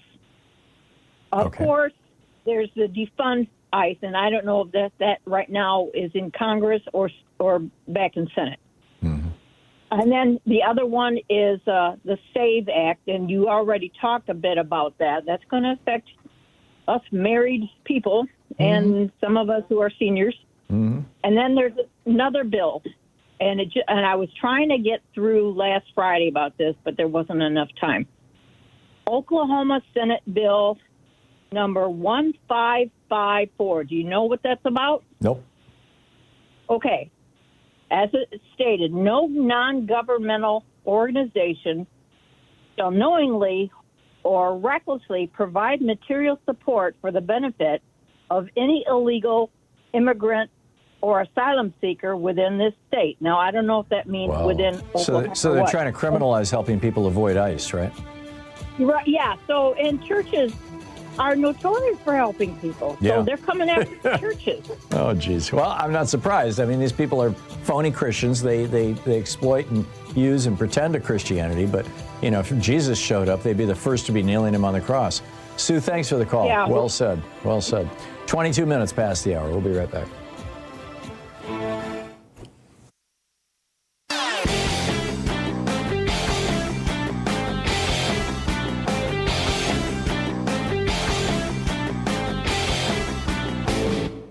Change starts with you. You can be calling your Democratic or Republican representatives to let them know what you think by calling 202-224-3121. It's the Capitol switchboard. It'll get you right through to them. So what do we call the really, really mind-bogglingly rich? You know, at the founding of the Republic, they were referred to as speculators or moneyed interest or aristocrats. In the years leading up to the Civil War, we called them the cotton lords and the plantation aristocracy. In the late 19th century, they were the robber barons. In the 1930s, FDR called them the economic royalists. But since the Reagan Revolution, we've just called them billionaires. And now, you know, some of them want to call themselves tech bros. Like, that's kind of a good thing, you know, like tech is positive and bros, you know, like Mark Zuckerberg saying we need more masculine energy in American business culture. So we need a new phrase. I would like to suggest the morbidly rich. Morbidly suggests unhealthy. And the vast riches that some of these people have is unhealthy to our democracy, particularly since 5 Republicans on the Supreme Court said that morbidly rich people can buy politicians. And it's unhealthy for them, too. So morbidly rich. There's an op-ed over at HartmannReport.com all about it. Check it out.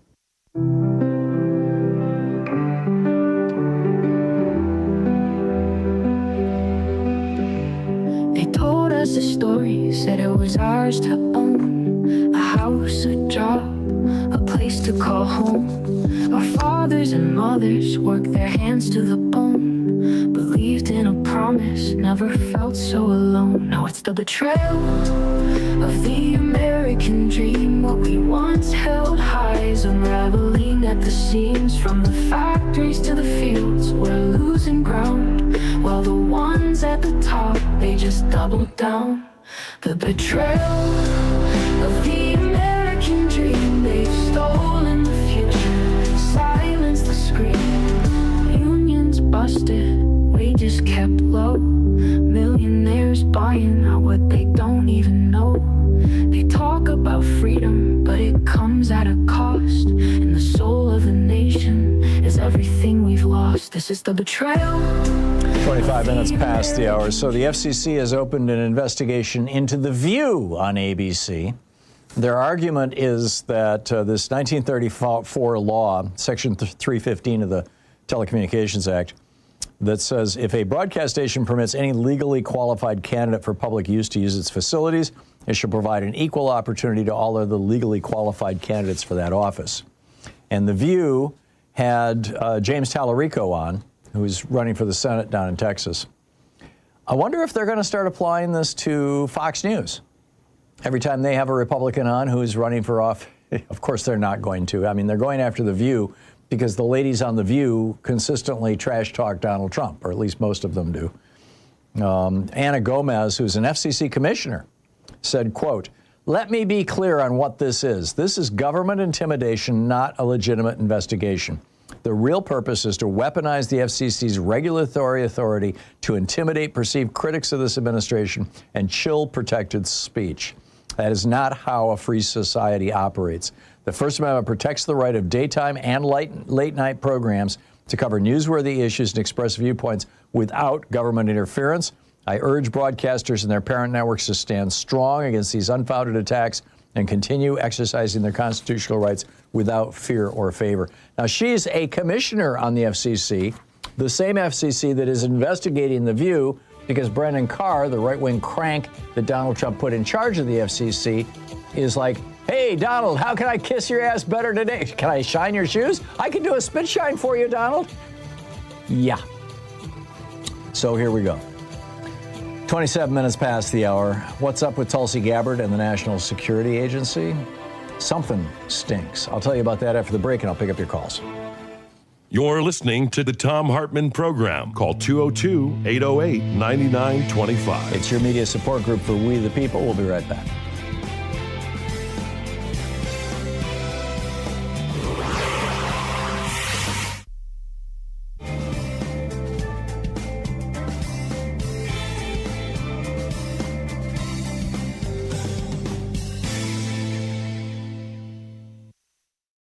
Today is In Defense of Public Service by Cedric L. Alexander. The subtitle is How 22 Million Government Workers Will Save Our Republic.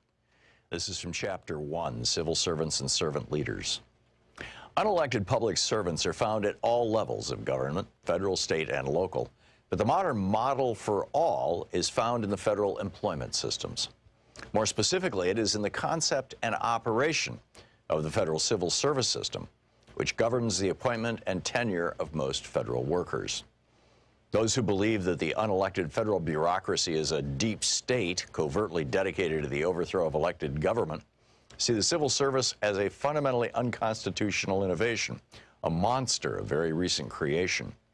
Such demonizing mythology aside, the truth is that the origin of the unelected government is found in the Constitution, under Section 2 of Article 2. The article defines the powers of the executive branch, and the second paragraph of its Section 2 assigns to the President the power to, quote, nominate and by and with the advice and consent of the Senate, to appoint ambassadors, other public ministers and consuls, judges of the Supreme Court, and all other officers of the United States, whose appointments are not herein otherwise provided for, and which shall be established by law. End quote. Thus, the President has the power to make all appointments not otherwise provided for in the Constitution. These are subject to the Senate's advice and consent unless Congress, by law, vests the appointment of such inferior officers as they may think proper in the President alone, in the courts of law, or in the heads of departments. End quote. In other words, the unelected government, which I have called the fourth branch, is rooted in the Constitution through the powers that it grants either to the President or to Congress. In turn, Congress may grant the President, the courts, or heads of departments the power to hire unelected public servants. In all cases, however, the creation of the unelected government flows from the Constitution, the supreme authority and originating law of the nation. The framers of the Constitution recognized that the elected government of our republic was not in itself sufficient to govern us. It cannot alone get government done. It does not alone possess all the expertise necessary to lead, let alone manage, so vast an enterprise as a nation. If this was true in the late 18th century, it's even truer in the 21st century geopolitical and technological environment that is far more complex, and that therefore requires a cadre of professionals possessing a wide variety of specialized skills, training, education, and experience. The Constitution does not call these appointments and hires a fourth branch, but that is what the federal service and other government workers constitute. De jure, in law, there is no fourth branch of U.S. government, yet it unquestionably exists de facto, in practice, in reality, in fact. Does the fourth branch compete with the three constitutionally established branches? No. It coexists with them as provided for in Section 2 of Article 2 of the Constitution itself. Those three constitutional branches are absolutely necessary to our republic, but they are not sufficient to it, as the framers acknowledged. Moreover, as I've already observed, for most people, most of the time, and in most situations, it is the member of the fourth branch who are, practically speaking, the government. They are the doers. They implement the policies created and interpreted by the three constitutional branches. What is more, although they do not decide or decree policy, they often influence it, not covertly, but by intention and design. The Constitution assigns the Senate the roles of advising on and consenting to most major presidential appointments, but members of the fourth branch do far more advising on a daily basis when it comes to providing the subject matter expertise and feedback necessary to formulate and modify policy decisions. As it turned out, following the coming into effect of the Constitution in 1789, the President, the chief executive, that is, the elected official responsible for faithfully executing the laws, directly or indirectly appointed the unelected personnel whom he deemed necessary to execute government. Most of the agencies in which personnel of the unelected government served were created by the executive branch under Article 2. And for a full 170 years after the Constitution was ratified, the President had the unquestioned authority to appoint and to terminate what were, in effect, employees of his branch, the executive branch. Indeed, in 1789, Congress explicitly voted, by a narrow margin, that it had no authority of approval or disapproval of presidential decisions to terminate appointees. Only those few public positions that were independent of the executive branch, which today are known as independent agencies, were not subject to presidential appointment or termination. In 1829, Andrew Jackson took office as the 7th President of the United States. He was regarded as the apostle of the rights of the common man, and he made it clear that he intended to usher in an area of a more highly participatory democracy. During his 2 terms and under his influence, many states substantially extended the still males-only franchise by dropping property requirements from the ballot, and Johnson waged a mighty battle against the Second Bank of the United States in a successful effort to loosen credit and thereby free up sources for finance.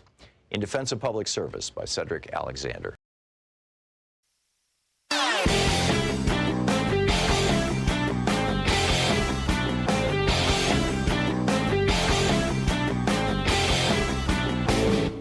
Share the Thom Hartmann program with your friends. Our podcast, The Hartmann Report, is absolutely free and available wherever fine podcasts are available. And the entire 3-hour podcast is available over at thomhartmann.com.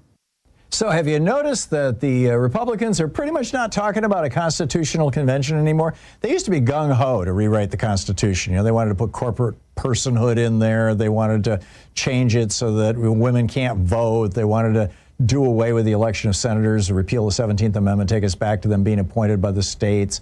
They had all these weird, they wanted to outlaw labor unions, all these weird ideas, but they've stopped talking about it. I mean, they're still moving forward on it, but it's not. Project 2025, for example, you know, their ultimate talking document does not have one single mention in it about a constitutional convention. Why would that be? Well, it's because the Supreme Court is doing their work for them. I mean, you know, just they have overturned Article 2. They've overturned the 1st, 4th, 9th, and 14th Amendments. They've overturned Article 1, Section 7. All the details of this whole thing are over at HartmannReport.com. You got to check it out.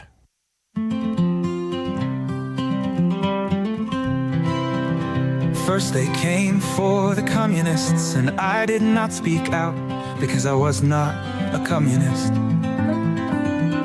Then they came for the socialists, and I did not speak out because I was not a socialist. Then they came for the unionists, and I did not speak out because I was not a trade unionist.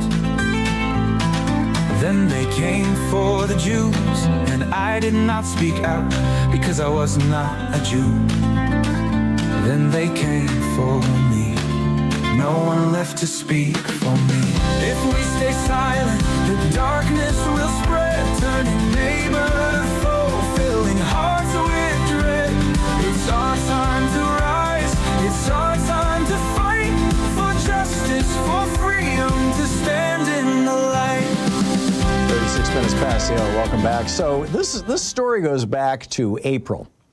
Back on 17 April, a whistleblower reached out to the Inspector General of the National Security Agency and said, there is a person who is close to Donald Trump who was corresponding with a foreign intelligence service in a way that is extremely suspicious and could impact the national security of the United States, or words to that effect. And Tulsi Gabbard, who has a long history of showing up on Russian television and saying wonderful things about Vladimir Putin and trash-talking Ukraine and backing Donald Trump, that, you know, Russia had nothing to do with his being president, quack, quack, quack, quack, quack. Tulsi Gabbard inserts herself and grabs this thing and says, this is not going to go to the analysts. This is not going to go to the intelligence specialists. This is instead going to go to Susie Wiles in the White House, who will discuss it with Donald Trump, presumably. And that's where it stayed. And now the whistleblower is going to the media going, hey, I can't tell you the details because this is all top secret stuff, but this is bad. For 8 months, this intelligence report has been under lock and key. And Congress is starting to wake up, and, you know, or at least Democrats in Congress. I mean, we may have to wait a year until after, you know, January, 3rd, I think is when Congress gets sworn in, of next year, before Democrats can take over the House, assuming that Republicans don't do something really skeezy this year, which is not a safe assumption. But wild stuff. This, you know, I'm telling you, in my opinion, we have a Russian agent in the White House, and he is surrounding himself with people who are either friendly to Russia or are just so terrified of Donald Trump or so eager to cash in on the multi-billion-dollar grifts that Trump is spreading around to the people in his cabinet, the people around him, that they're willing to go along with it. It's amazing. So what's on your mind today? Michael in Bronx, New York. Hey, Michael. Thanks for waiting. What's up? Hey, no problem. I'm just glad there wasn't any technical difficulty, if you know what I mean. it was my mistake. So what's on your mind today? I understand. Okay. I have to discuss the despicable and toxic posts by Donald Trump attacking former President Barack Obama and former First Lady Michelle Obama, depicting them as apes. Yep. That in itself is toxic as much as is the aftermath excuses and lies that they say. They say, oh, this is just a depiction of the Lion King. There's no apes in the Lion King. Stop it already. Well, this is the L-Y-I-N-G King, which should be Donald Trump's title. Oh, no doubt about that. But I want to discuss how toxic this pattern of posts, his rhetoric, has been for the past, good amount of years, and how it's affected people. Yeah. Right? It was just a few months ago that we had a No Kings rally nationwide, maybe as much as worldwide. And what does Trump do? He goes to his post, does an AI image of himself flying a fighter jet, and then dumps manure onto the protesters. Yep. How juvenile is that? And if you go back further, he ram talks about Puerto Rico, not even acknowledging them being a U.S. territory. You know, Puerto Ricans are Americans. Yeah. And let's go back further. That one notable critic, former House Speaker Nancy Pelosi, impeached Trump twice and still kept on chastising him and speaking out against him, speaking truth. And then what happens in the interim? Her house gets busted open by a MAGA freak, and her husband that was inside gets egregiously assaulted. Right. All the while, calling out, Nancy, I'm coming for you. Mm-hmm. But why do I bring this up? Because in the storylines, I should say in the news headlines, is one individual who back in 2019 or 2020, I can't remember the year, but she moderated a town hall with Trump. And this is what Trump wanted, because he didn't want to do debate against Joe Biden at the time. And then people were calling him out for people calling Trump out. Those are in attendance for calling Trump out for his behavior, his rhetoric, and et cetera. And he starts engaging in it.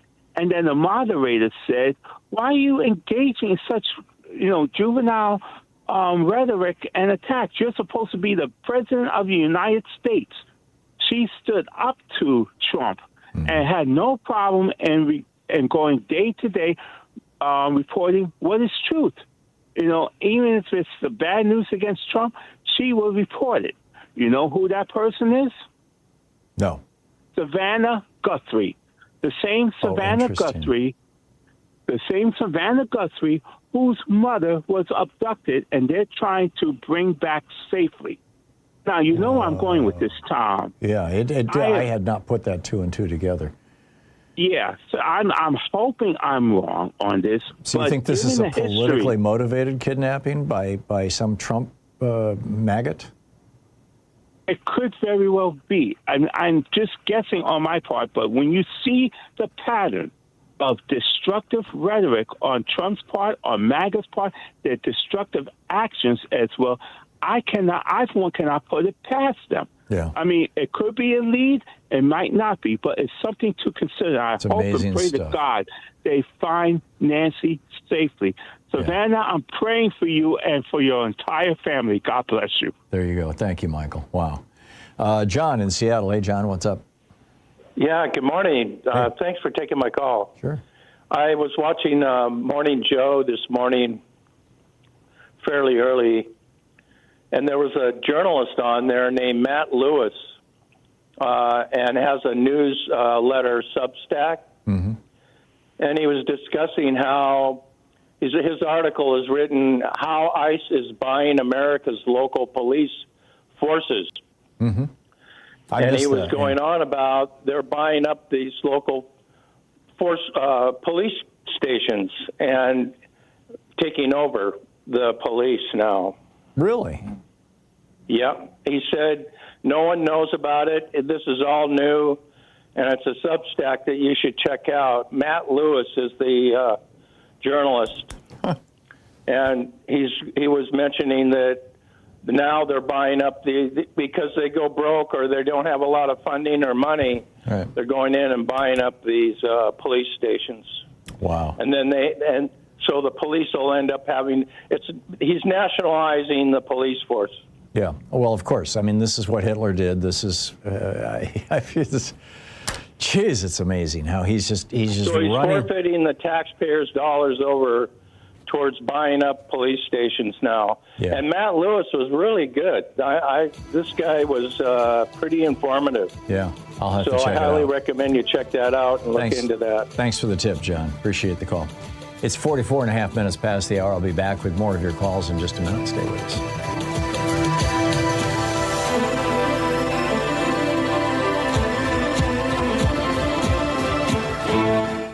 You're listening to Thom Hartmann. Visit ThomHartmann.com for audio and video archives. It's the place where despair is not an option. We'll be right back with your calls.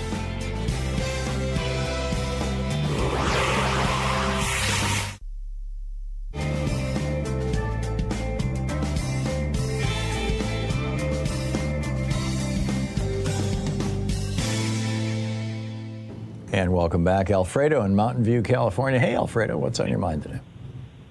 Hi, good morning, Tom. Regarding this frivolous lawsuit that Trump is asking for $10 billion from the government. Mm-hmm. What I'm reading here is that you can sue the federal government for damages, but only if it has especially waived its sovereign immunity for the type of lawsuit that is being placed, something the government has not done. Right, the government essentially has to give you permission to sue it. Yeah.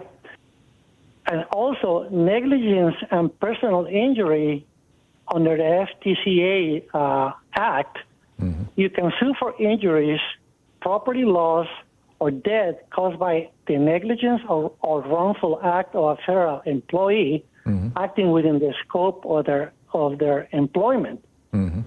But it says here that major exceptions where you cannot sue are discretionary functions. You cannot sue for damages resulting from a federal employee's performance of a discretionary function that involves policy judgment. In other words, the people that were taking Trump, they were suing Trump for the alleged crimes that he committed, they were involved in discretionary functions for the government. So he has no lawsuit. He has no what? He has no case. He has no case. Trump has no case against who? Has no case against whom? Against the government. He's suing the government for $10 billion, right? Oh, I see. I didn't. That's the context in which all of this whole conversation is. Can Trump sue the government? Yeah. I'm sorry. Yeah. It's, but the problem is he's suing the Department of Justice, and the Department of Justice is run by Pam Bondi, and Pam Bondi can just say, "Okay, cool, we'll write the check." Yeah, but it doesn't matter what the law says. This is the Trump administration. They don't give a rat's ass about the law here, Alfredo. No, I understand that, but the Department of Justice is part of the federal government, and from what I'm reading here, he cannot, because they're acting. These are actions of you know, the his first lawsuit was about what, 5-6 months ago for $250 million, $250 million, and that has completely dropped off the radar screen. I'm wondering if he was paid. Did the federal government pay him the $250 million? And that's why he decided to go for $10 billion? Maybe, but from what I'm reading here, these are discretionary. All of these are employees of the government who were suing Donald Trump or taking Trump to court, and they're acting on government. They're doing their general duties, and so what I'm reading here, the government is immune. He has no lawsuit. He has no case. No, I don't disagree with you, except for the fact that he has, a corrupt toady who's running the part of the government. I agree with that. That would be writing the check. Yeah. So we'll see. Alfredo, thank you for the call. I want to know what happened to that initial $250 million lawsuit where Donald Trump was, claiming he was suing the government. I just never saw any follow-up on that. If you know anything about it, let me know, would you? It is 49 minutes past the hour. We'll be right back. Just 1 minute.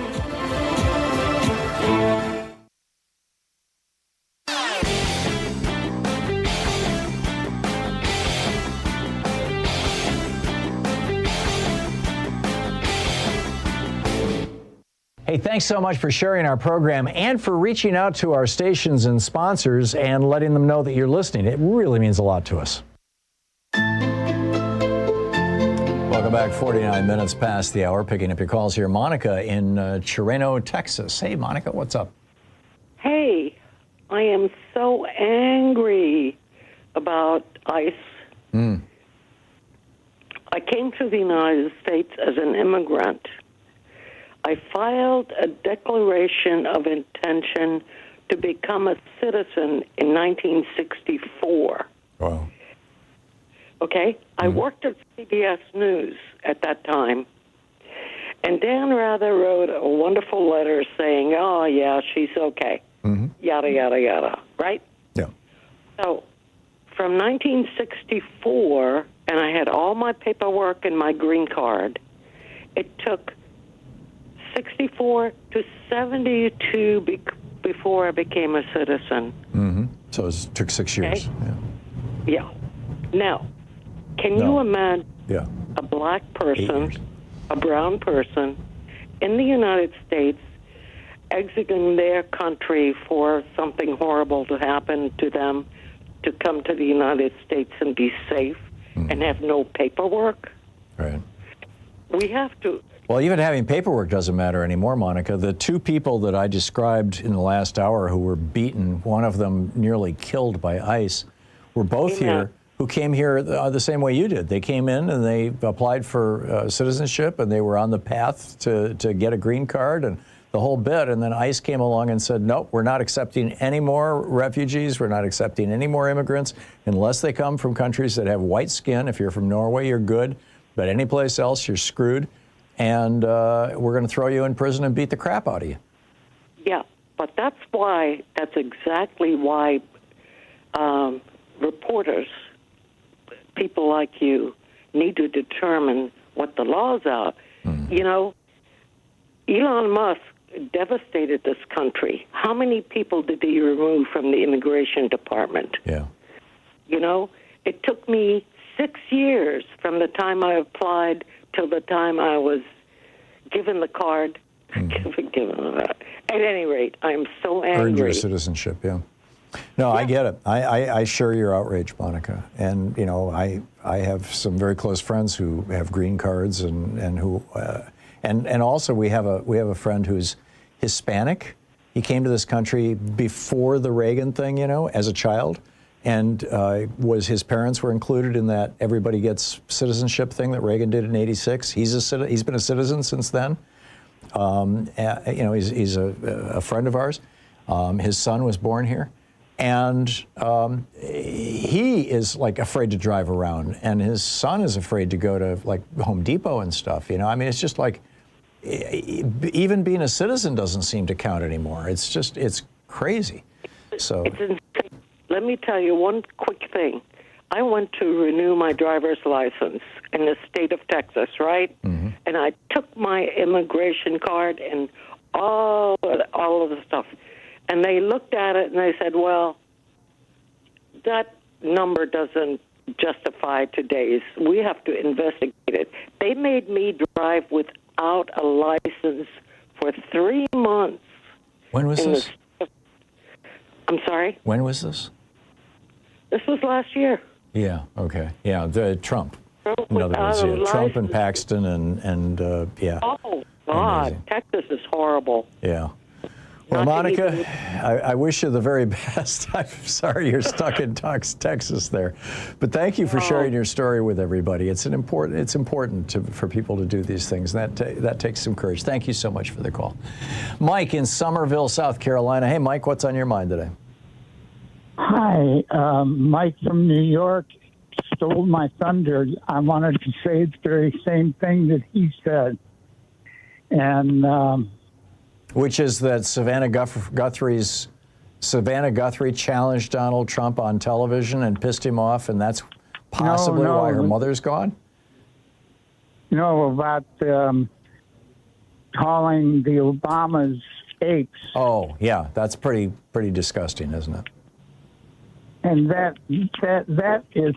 It's the oldest racist trope in the book, and you know, I thought America was past this, but no, we've got a Klan member, you know, in the White House, or at least his father was a Klan member. He was arrested at a Klan rally in the 1900s or the 19-teens. So, yeah, surprise, surprise. Well, that's all I wanted to. That's all I wanted to say. Well, you said it very well, Michael. I appreciate the call. Thank you. Susie in Willits, California. Hey, Susie, what's on your mind today? Hi. Greetings, Tom. I would like a little more impact on the SAVE Act that just passed. Was that through the Senate or It passed the House about 3 months ago, and it's been sitting in the Senate, and John Thune last week said he wants to bring it up for a vote in the Senate, but they've got a new one, a new version of it, that doesn't just make it, you know, impossible for married women who haven't gone before a judge to legally change their names to vote, but would also make it almost impossible for anybody who can't find their birth certificate, their parents are dead, they don't know where it is, they're not sure where they were born, or people who just haven't bothered to get a driver's license because they live in a big city with public transportation, to prevent them from voting too. So there's something even worse coming. So what I wanted to talk about was the premise of when I got married to this one man, I mean, I didn't have to go to court. All I had to do is just start changing my name. That's his what Louise last did. name. Yeah, And- that's what Louise did. But Pardon she me? will not be able to vote if the SAVE Act passes. My own wife. Well, let me just, you know, that that was just.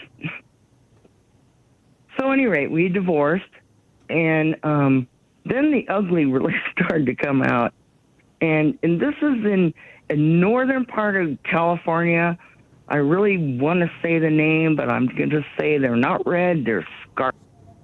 Whoop, Susie, I'm so sorry. I accidentally hung up on you. That was my bad. But this is, you know, what Susie is identifying as a real thing. This is a real problem. The Republicans are looking at an electoral wipeout this fall.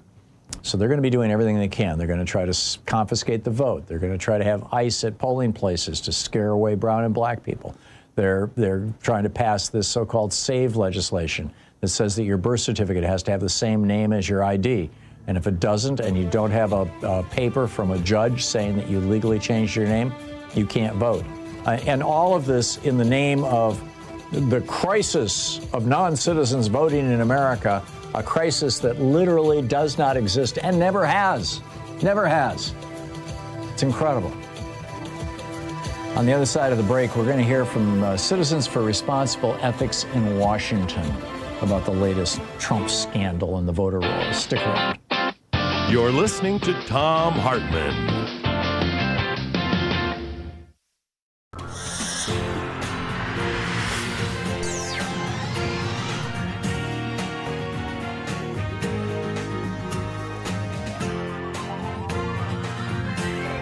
We say fight back!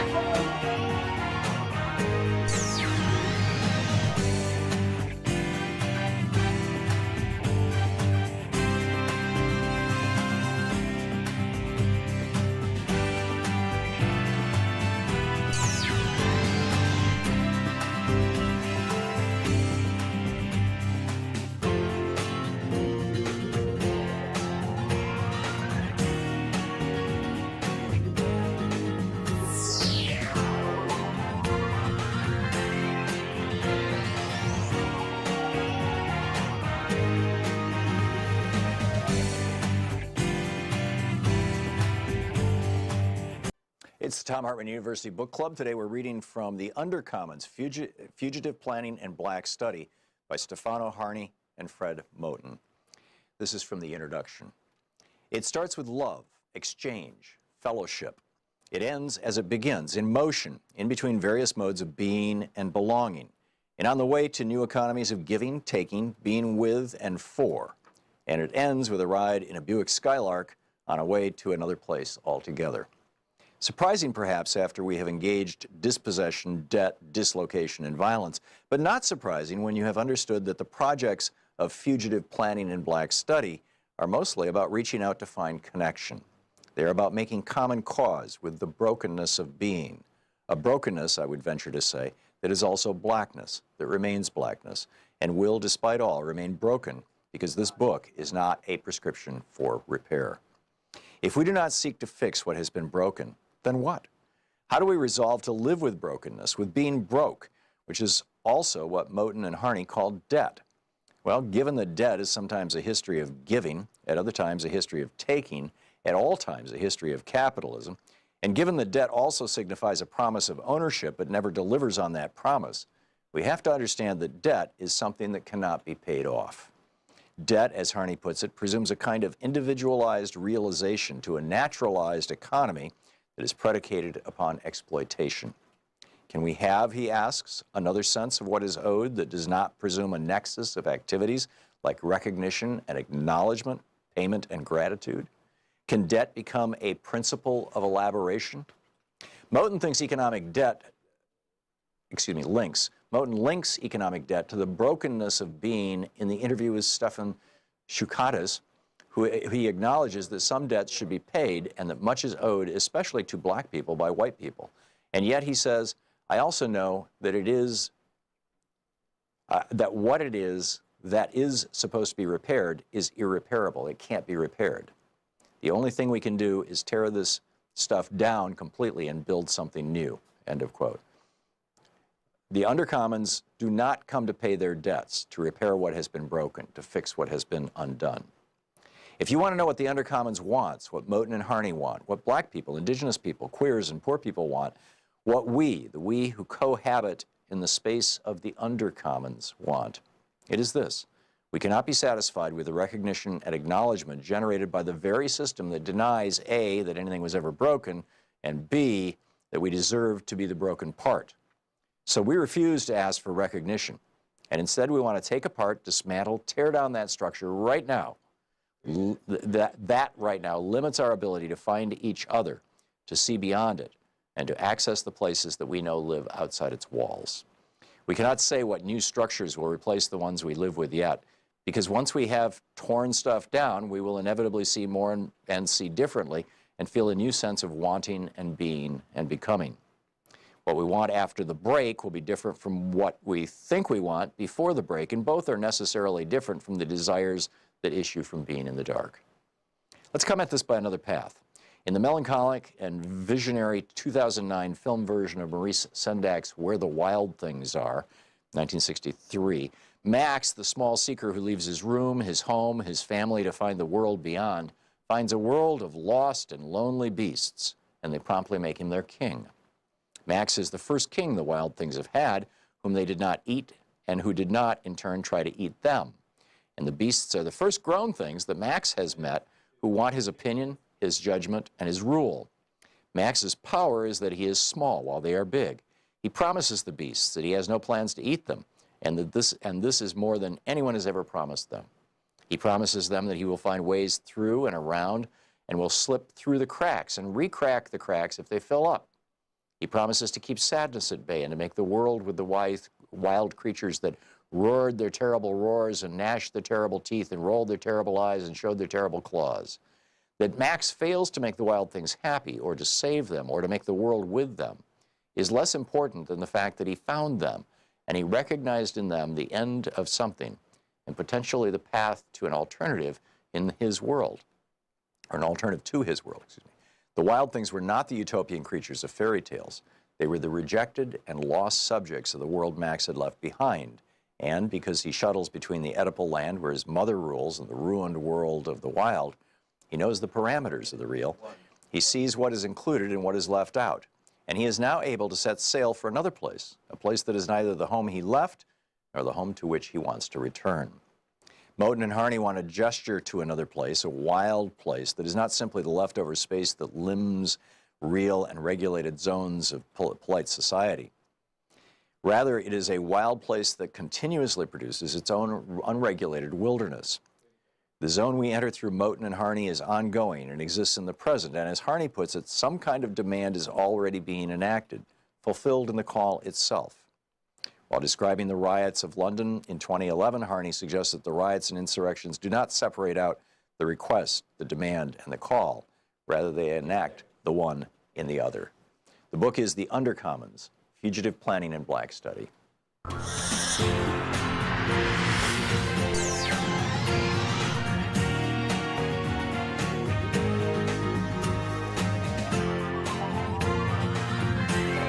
We say fight back!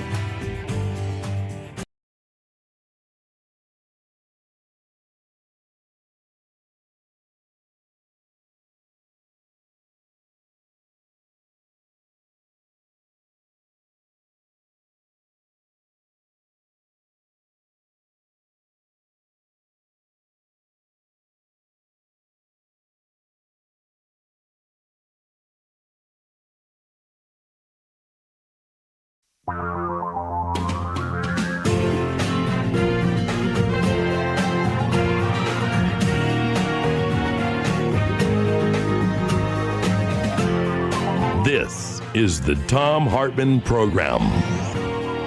Hey, welcome to the third hour of our program. On the line with us is the Chief Counsel for Citizens for Responsibility and Ethics in Washington, Nikhel Sus. Prior to joining Crew, Nikhel worked as a trial attorney at the Department of Justice in the Civil Division's Federal Programs Branch. Citizensforethics.org is their website, as well as their Blue Sky handle. Nikhel, welcome to the program.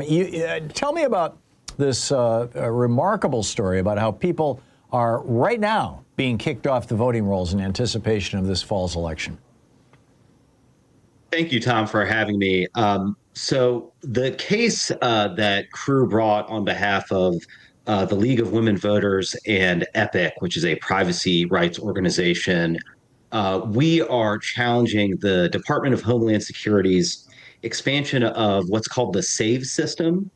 And this was historically a system that was used to determine the citizenship of non-U.S. born citizens to determine if they were eligible for government benefits. What the Trump administration has done without following any of the appropriate legal procedures or protocols is transform this system into a national citizenship database that can be used by state and local governments and other federal agencies to run citizenship checks for purposes of determining if individuals can vote. Now, the problem with the system is that because it didn't go through the proper procedures and testing and protocols, it is unreliable and inaccurate.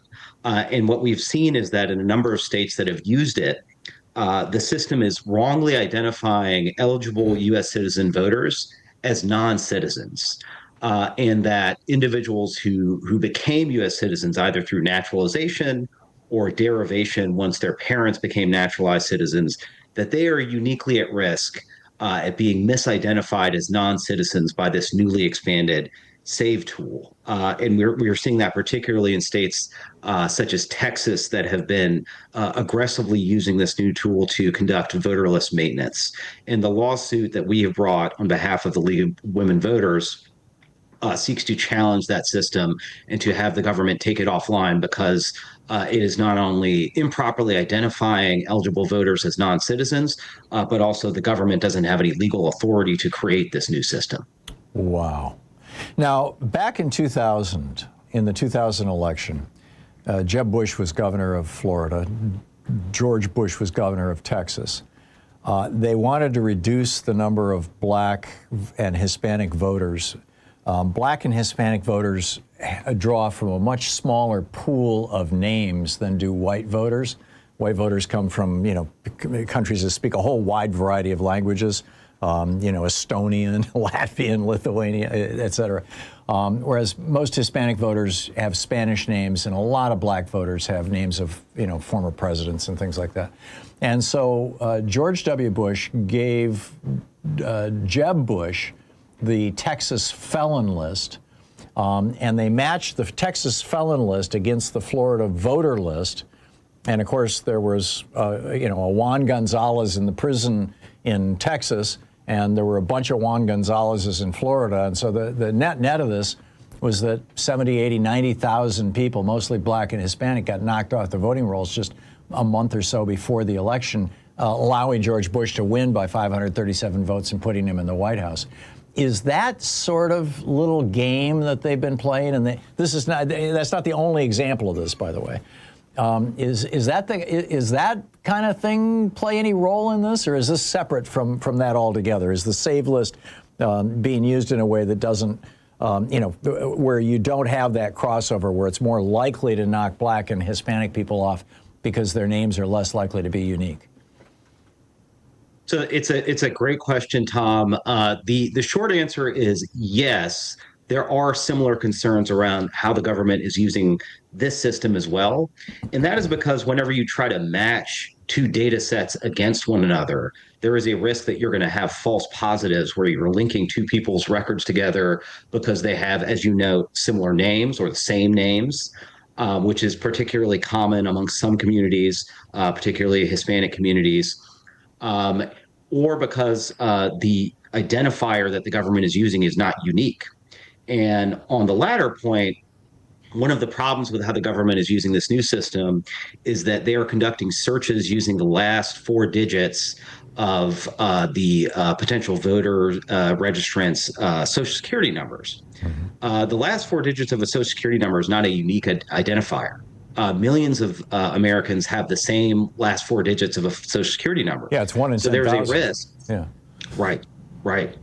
And so there's a risk that individuals could be falsely linked together and records could be falsely matched to indicate that somebody is a non-citizen when in fact they are a citizen. And that is a risk that is sort of predated the Trump administration's expansion of this SAVE system, because this system had been used on a limited basis by some states, including Florida, to conduct voter list maintenance at a smaller scale. And that was one of the errors, actually, that was discovered, was that there was a risk of false positives. And by expanding the system, the Trump administration has dramatically increased the risk that more voters will be falsely identified because they've now allowed states to do bulk searches by conducting searches of millions of people's data all at once. Amazing. I mean, and this, using the last four digits of social sort of gives it a patina of credibility, after the allegations around Jeb and George Bush, because Jeb Bush they didn't even match the middle names or the birth dates. They just matched first and last names, which is how they came up with, 80, 90,000 people to knock off the voting rolls in Florida. So it seems like they're getting a little more sophisticated, at least in the way they're presenting this. I'm wondering if, I live here in Oregon. Our state is being sued right now for the federal government. They want our voter list. Does that have anything to do with this? That's a great question. We have very little visibility into what the Department of Justice is doing with the voter data that it has collected from various states and that it is trying to collect from states such as Oregon. Again, the Trump administration has given very little details and apparently has done no public vetting or follow the appropriate legal procedures and protocols for how it is handling this vast volume of voter data is collected. Some reporting has indicated that the Department of Justice, when it is getting the voter data from the states that it's collecting it from, which it's trying to collect data from every state in the country, that it is then providing the information to DHS for DHS to run the voters' information through the SAVE system. And so there is a risk that the voters data who is turned over to the DOJ will then in turn be run through this system at DHS. But we also have reason to believe that the DOJ is creating its own national voter roll to conduct its own voter list maintenance efforts as well. So there appear to be two separate operations happening here. But again, we are hampered by limited information because of the unprecedented secrecy around this voter data collection operation, this dragnet collection of voter data, which is not something we've ever seen the federal government perform at this scale. Is it we're talking with Nikhel Sus, the chief counsel for CREW, Citizens for Responsibility and Ethics in Washington. Citizensforethics.org is the website and the Blue Sky handle. Nikhel, does this look like it's just an effort to increase the number of people that they can purge from voting rolls, or might this have a larger down the road impact if they're intending to use this to, for example, seize ballot boxes or seize ballots or try to decertify elections, particularly in black cities and red states, that frankly could swing elections? Well, unfortunately, it could be all of the above. The concern is that through this flawed data, the Trump administration may present artificially inflated figures about the number of non-citizens who are actually registered to vote or voting in elections. And to give you one clear example, in Texas ran its entire voter registration list, which is over 18 million voters, through the SAVE system and identified just north of 2,000 potential non-citizen voters. And then what we saw was once that list of over 2,000 potential non-citizen voters was actually vetted, it was only a fraction of those individuals who are actually non-citizens, right, and an even smaller fraction of those who may have actually voted in elections. So we're talking about fractions of a single percent, right, a minuscule amount. But the worry is that the administration will use these artificially inflated figures to do exactly what you suggest, which is challenge the results of an election, try to conduct mass voter purges, try to exert influence over state and local election authorities to purge voter rolls. And perhaps of greatest concern, the DOJ has indicated that they are going to retain a private contractor to assist it in these efforts. And so there is a risk. So there is a risk that they will be providing this highly sensitive voter data, which includes, individuals' names, social security numbers, driver's license numbers, some of the most sensitive PII, personally identifiable information about voters that state and local officials possess, turn this over to a private contractor that will assist the government in its voter list maintenance efforts. Right. And so in a way that's not transparent because they're a private company. Right. Yeah. So right. And there are profound data security concerns there. And those organizations could, conduct voter challenges themselves based on the data that DOJ gives them. Sure. I get that. We've got about 20 seconds before we're going to hit a hard break, which is why I'm interrupting you. Sorry about that. No problem. I'm curious if you think that this is going to work. I mean, that they're actually going to be able to suppress the vote using this system. Well, thankfully, Tom, the voters are standing up to these efforts. The courts are standing up to these efforts. The court in Oregon shut down DOJ's effort to force the state to turn over its voter data, and so did a court in California. And we're hopeful that the courts and state election officials stand strong against these strong-arm tactics. There you go. So if you want to learn more about this, go over to CREW's website. It's citizensforethics.org, FOR ethics, and support their work. Nikhel Sus, thank you so much for dropping by today. Great meeting you. My pleasure. Thank you. Thank you. This is the Thom Hartmann Program. 18 minutes past the hour. Shouldn't polluters pay for the rising cost of insurance from climate disasters? And geeky science. Stick around. Some more for you in just a minute.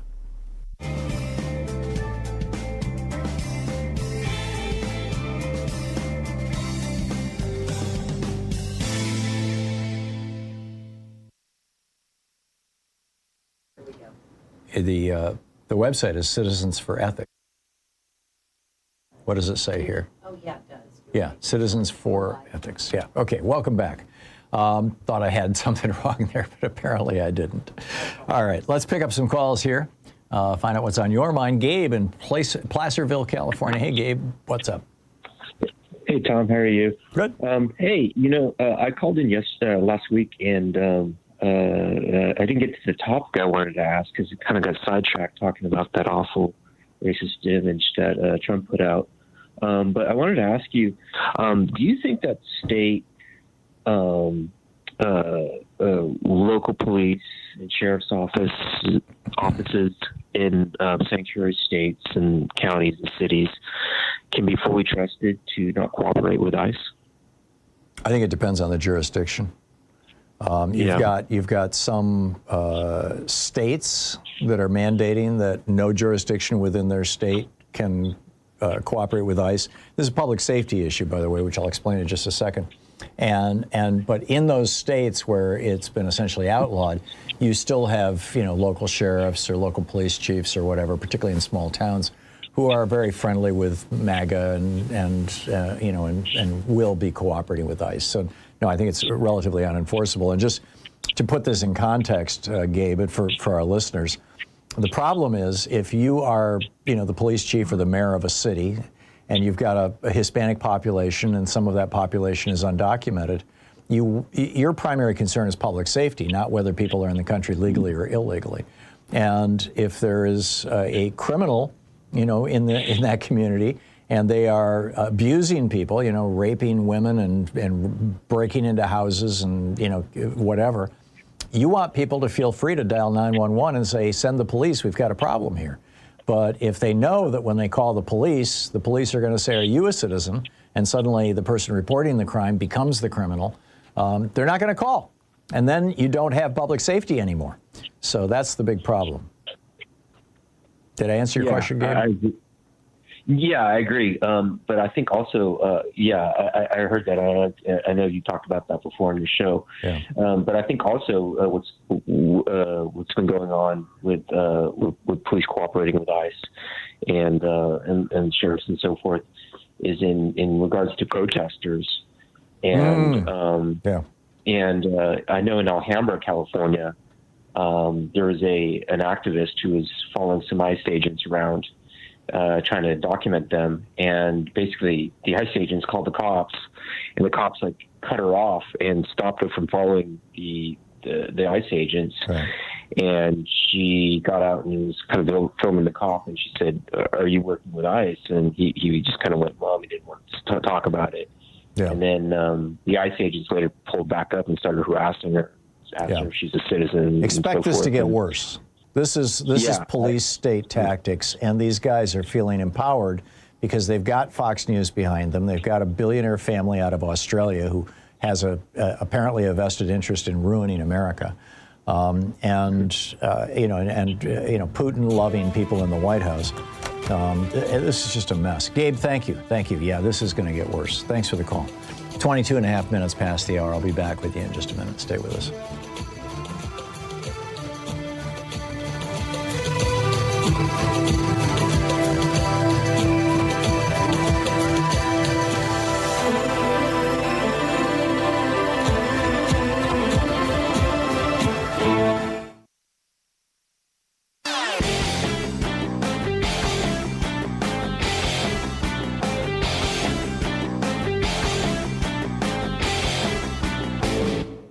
Missed my opening rant today? It's usually published over at HartmannReport.com, where you can read it and share it with your friends for free. Check it out, HartmannReport.com.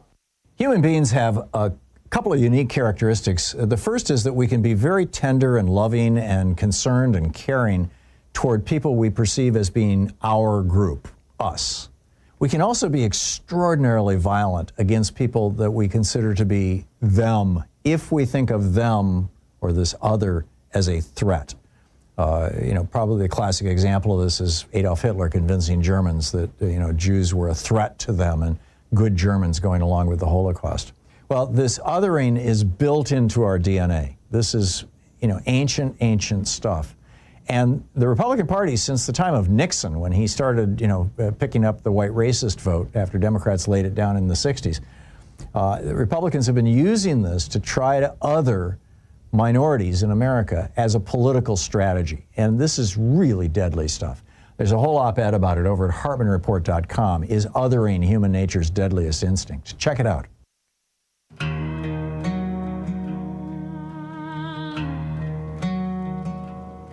I've seen the barrel of a borrowed gun 6 inches from my name.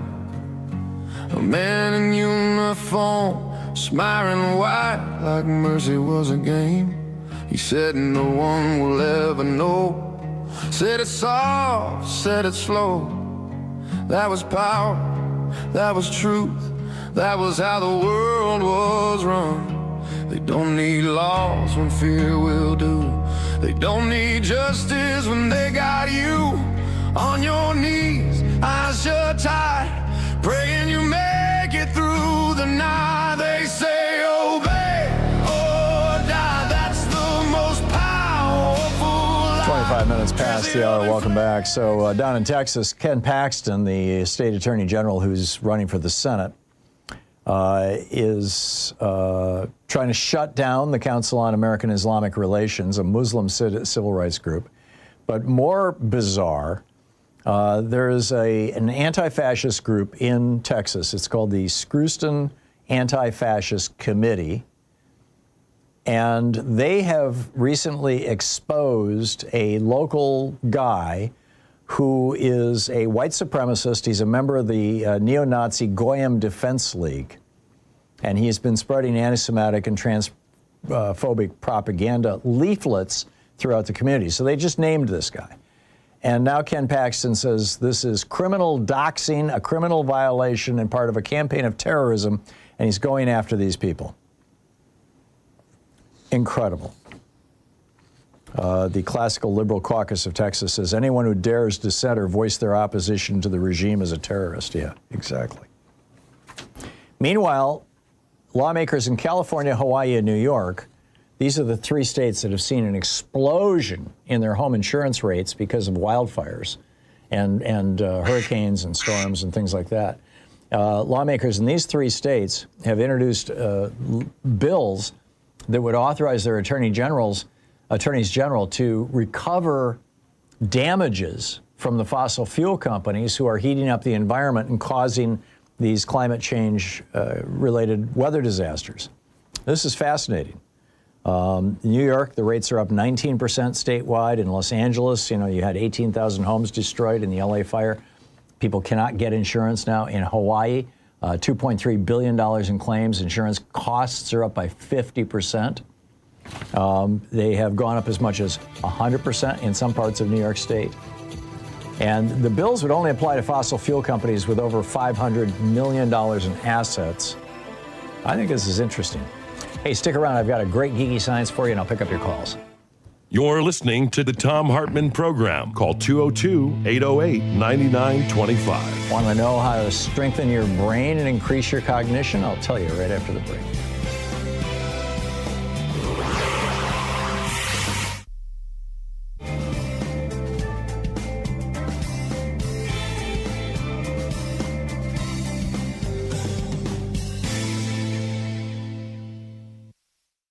Today we're reading from Dorfman and Mallart's book, How to Read Donald Duck, Imperialist Ideology in the Disney Comic. And this is from the preface to the English edition. This book was first published in Spanish. To say that this book was burnt in Chile should not come as a surprise to anyone. Hundreds of books were destroyed and thousands more prohibited and censored. It was written in the middle of 1971, in the middle of the Chilean revolutionary process. Copper had been rescued, the land was being returned to the peasantry, the whole Chilean people were recovering the industries that during the 20th century had been the means of enrichment for Mr. Rockefeller, Grace, Guggenheim, and Morgan.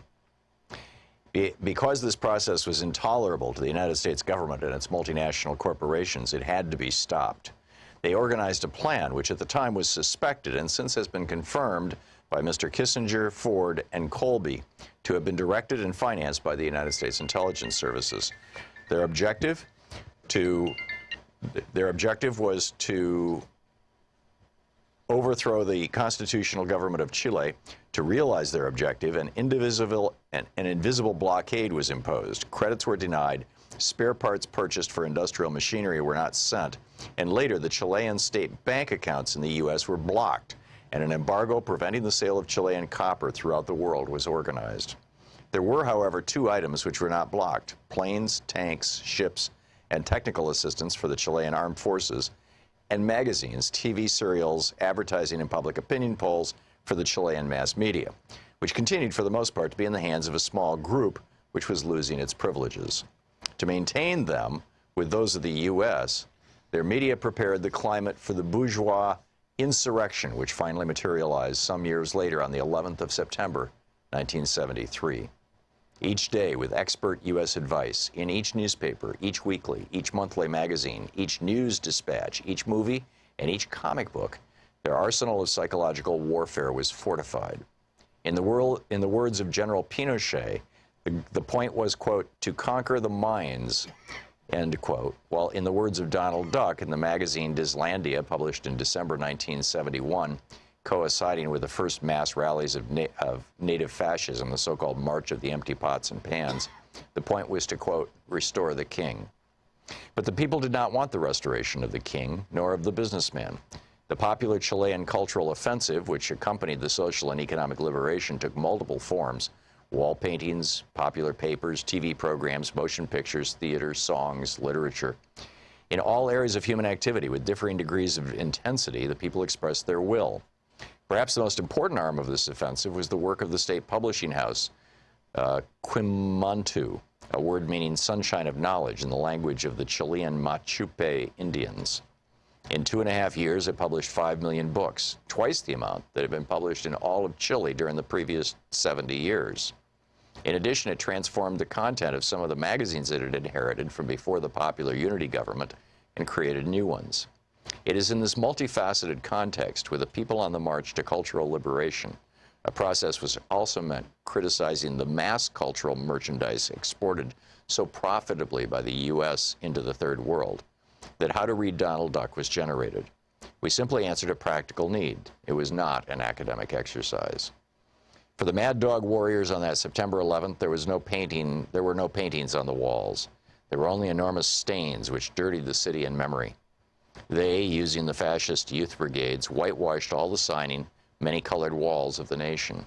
They broke records, murdered singers, destroyed radios and printing presses, imprisoned and executed journalists, so that nothing would be left to remind anybody of anything about the struggle for national liberation.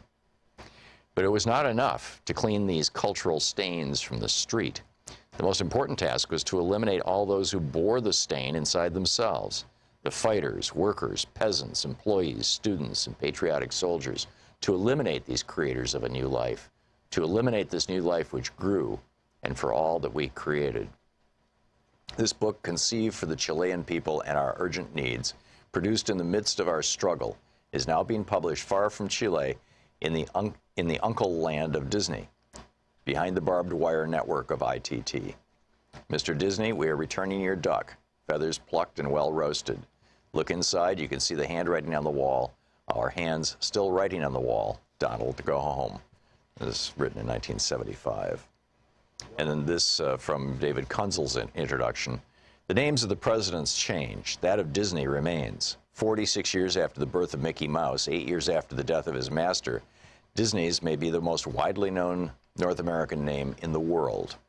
He is arguably the century's most important figure in bourgeois popular culture.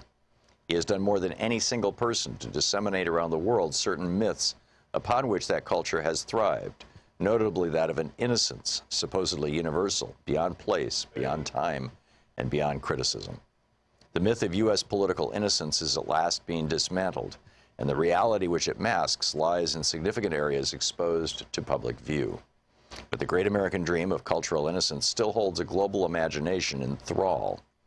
The first major breach into the Disney of this dream was made by Richard Schickel's The Disney Version, The Lifetimes and Commerce of Walt Disney, the book How to Read Donald Duck.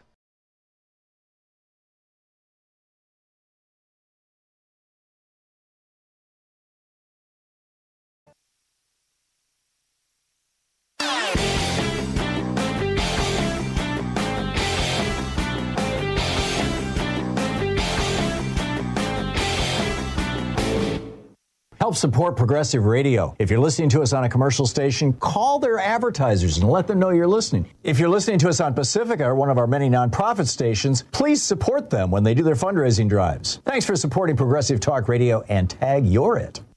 Donald Trump lost, voter suppression won in 2024. That's the headline over at HartmannReport.com, and just a brilliant article written by Greg Palast exclusively for the Hartmann Report.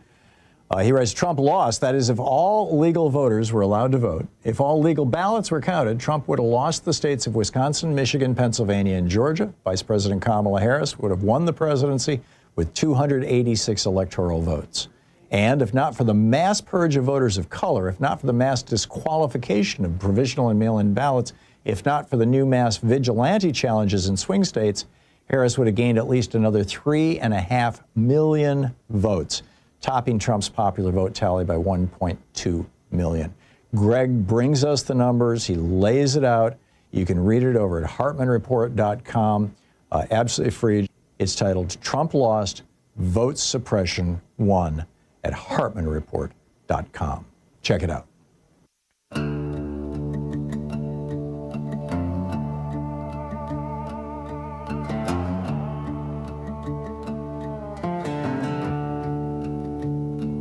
Jeffrey Epstein knew the doors, knew the men, knew what for. Private rooms, cameras still, power traded behind the thrill. Donald Trump crossed that line long before the primetime shine. Secrets filed, leverage saved, a future owned, a man half made. Sex and secrets, dead and fear. That's how you bind a man for years. You don't need change, you don't need force, just something he can't afford to expose. Russian money filled the gap when the banks all closed the map. Towers sold, no questions asked. Dirty cash moved clean and fast. Calls went quiet, notes destroyed, translators. Welcome back. 36 minutes past the hour. Our geeky science for the day. I'll just read this straight up. This is remarkable. Aging adults. That's me, I suppose.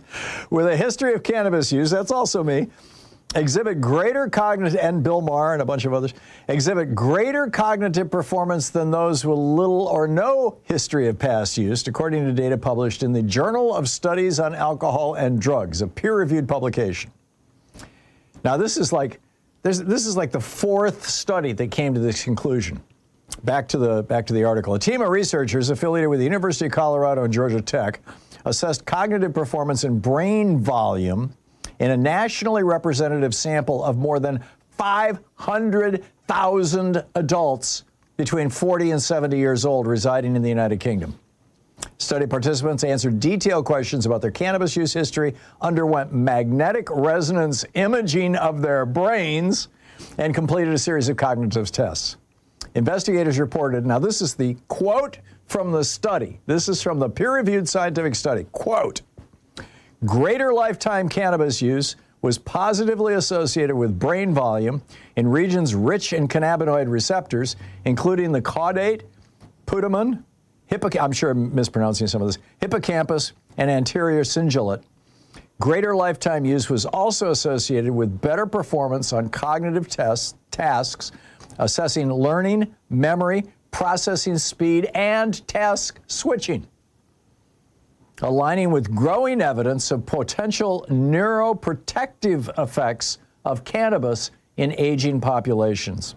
They concluded, quote, This study adds to a growing body of evidence that cannabis use may be associated with greater brain volume and cognitive performance in aging adults, and the cannabis could play a protective role in aging with implications for brain health later in life. Now, that's one study of 500,000 people. Then there's the Israeli study of 67,000 older adults that said that those who had a history of cannabis use, quote, this is again quoting from the scientific study itself, quote, perform better across all cognitive domains, attention, executive function, processing speed, visual and working memory. Additionally, past use was associated with a slower decline in executive function. Now, that's the Israeli study. And there was a Danish study that was done, and they concluded, quote, regular cannabis consumers experience significantly less cognitive decline over their lifetimes than did non-users. And then there was a smaller U.S. study that was done on older patients with HIV who were using cannabis to deal with their symptoms. And they also reported that subjects with a history of occasional cannabis consumption exhibited greater cognitive performance than non-users. So much for the old stoner myth, right? Amazing stuff. All right, what's on your mind today? Hills in Ventura, California. Hey, Hills, what's up? Hey, thank you very much for taking my call. By the way, I'm one of your many listeners who's grateful that you inhaled, unlike others. Thank you. We and really continue to. Yeah, well, we rely on you to be the professor. And I have like a professor question because it just befuddles me. Can you explain the unholy alliance between the white Christian nationals here who, when I was growing up, those were the sort of prejudice of pretty much all races, but also including Jewish people. But what's the alliance between them and Netanyahu? And is it just the perfect red cow, the full quiver movement? Is it end times? Is it just the Crusades, Hegseth? The group, the group that Netanyahu is exploiting, and this, by the way, goes way back before Netanyahu. I used to spend a lot of time in Israel, and I've seen this firsthand. The group that they're exploiting is the group that follows the teachings, even though they probably don't know it, of people like Rush Dooney, this guy from the late 19th century, who claimed to reinterpret the Bibles, largely the book of Revelations, particularly the 7th chapter, and claim that in the end times, at the end of this cycle of misery on the earth, a couple of things will happen before Jesus comes back and makes all things new, renews the world. And this is Ronald Reagan's Secretary of the Interior, James Watt. Remember him? He said he was selling off federal lands to oil drilling operations and coal mining operations for pennies on the dollar, because when Jesus comes back, he's going to make all things new, and all this environmental damage will be instantly remediated by magic because Jesus will appear in the sky. So these people believe that this is going to happen, but the predicate for that, the thing that has to happen before Jesus appears, according to Rush Dooney and all these other guys' theory, is that 144,000 Jews in Israel have to be the sole survivor of all the Jews. All the Jews in Israel have to die, except 144,000, and that 144,000 have to convert to Christianity. And that number's actually in Revelations. It's actually in the Bible. And so, what Netanyahu is basically saying is, help us out, help Israel, because we are the key to Jesus returning, and you guys all love Jesus and you want him to come back. And the Jews that I know in Israel, and many of them are pretty hardcore Orthodox Jews, they just laugh about this. I mean, they're like, these suckers, But we'll take their tourist money and we'll take their donations, and so that's basically the foundation of the so-called evangelical support of Israel. Wow. Yeah, it's and you can look it up, Hills. Just don't take my word for it. It's easy to look up. Hills, thanks a lot for the call. Ron in Bakersfield, California. Hey, Ron, what's on your mind today? Hey, Tom, how are you? I'm fine. What's up? I got a couple things regarding that disgusting racist meme that was purposely posted the other day. Mm-hmm. Did they ever fire the mysterious staffer, or is he still president of the United States? He's still president, and in fact, he has now come out and confessed that it was him who posted it, and that he just didn't realize that that little picture was at the very end of that 1 minute clip. He didn't bother to look at the whole thing. It exceeded his attention span, apparently. Yeah, I believe that. Yeah. Yeah, if and you believe that, I regarding got a bridge for you. Yeah, and regarding KK Caroline's little comment about stop with the fake outrage. You're talking propaganda princess? Yes. Was there anything more fake than the alternative Clanchella event yesterday? And did you happen to catch any of the bad lip-syncing debacle that was headlined by Kid Rock Bottom?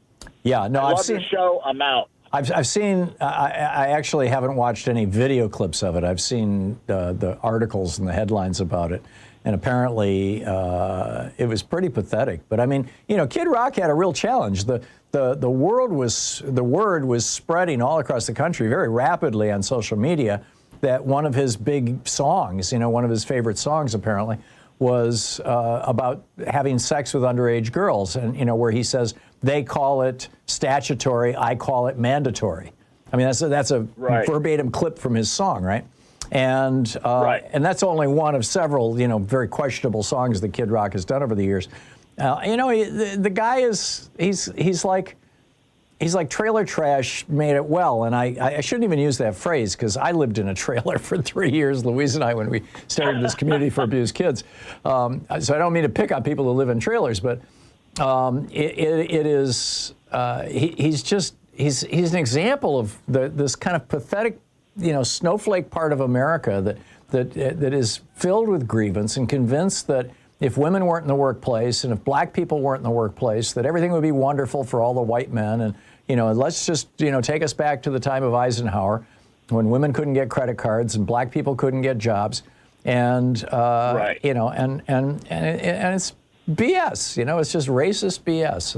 And racism was at the core of the whole thing yesterday. I mean, Bad Bunny was doing a marvelous job of kind of bringing us all together.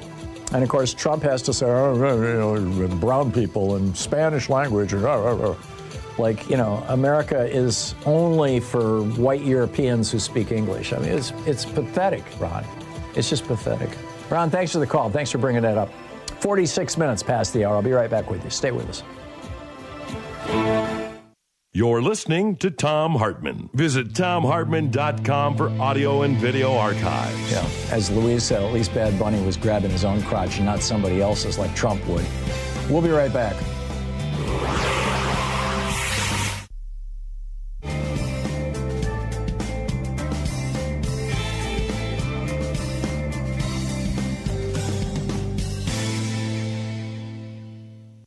And welcome back. Susan in Caldwell, Idaho. Hey, Susan, what's on your mind today? I would like to amplify on the comments of Monica from Texas and her experience with her naturalization paperwork at the local DMV. Mm-hmm. That's not isolated to Texas. I am also a naturalized citizen, having been born abroad to serving military member. Mm-hmm. And this is an issue that's a gray area for Americans, because in the dark ages when I was born, the parents always had to apply for naturalization paperwork to guarantee a passport for their offspring, like me. Right. And it's gone back and forth, and recently it's back to, yes, children of service members are automatically citizens, and I don't think they need to have naturalization paperwork. But I'd like to say... Right, that was John McCain, by the way. Huh? That was John McCain. Yes. He was born outside the Absolutely. United States on a military base. A gray area, and he commissioned a legal opinion on his eligibility, and the upshot is he had a legal opinion. Other lawyers had legal opinions on the opposite side that no, he wasn't. It's never been adjudicated as the upshot of where that is. Interesting. But I'd like to say here in Idaho, I tried to present my naturalization paperwork with my foreign birth certificate to my local DMV. They wanted nothing to do with it. That's not you. It doesn't even look like you, which is the most ridiculous thing I think I've heard in a lifetime. But a federal document has no basis in a red state, just saying. So I got it all set up. I'm now, recognized for, a real ID under my married name just in time for the SAVE Act. Now, isn't that ironic? Yeah. But I'd like to just hats off to Monica for letting you know, and I want to say there's a lot of Americans born abroad to military members who have that naturalized status. So, from the dark ages when you had to be naturalized. Mm-hmm. And we're all subject to denaturalization, according to, our dear leader, if that's what he wants to do. Or, so we all have to be ready to pay for a lawyer. But just wanted to it's incredible. add on to that comment. I'm guessing that you're not black or brown, which might offer you some small amount of protection, Susan? Total Scandinavian and British Isle. Yeah. So you've got a little bit of a leg up, but can you imagine if you were black or Hispanic and you had been born on a military base overseas because your parents were serving or one of your parents was serving? I can see. Yes, I can imagine many states from a former breakaway section of our country where that would be a very big problem. Yeah. I'm just curious about you live in Idaho, so you're kind of my informant here. How goes the movement to annex a big chunk of Oregon? It's kind of by the wayside right now because we're looking at a $500 million budget deficit thanks to 5 straight years of tax cuts in our state. Oh, geez. So I think the Oregonians are kind of looking at us, we ain't going to get no Medicaid payments because that's the primary, payment for half of the children in these red-type counties. Sure. Half of children, 46% it seems, are Medicaid clients for purposes of health care. Wow. Amazing. Yeah, they want to have it all, right? They want to have the benefits, and then they want to take away the benefits from everybody else. It's so weird. Susan, thank you so much. That's right. It's always nice hearing from you. you. I always learn something. Thank you. It's 10 minutes before the hour. We'll be back with more of your calls in just a minute. Stick around.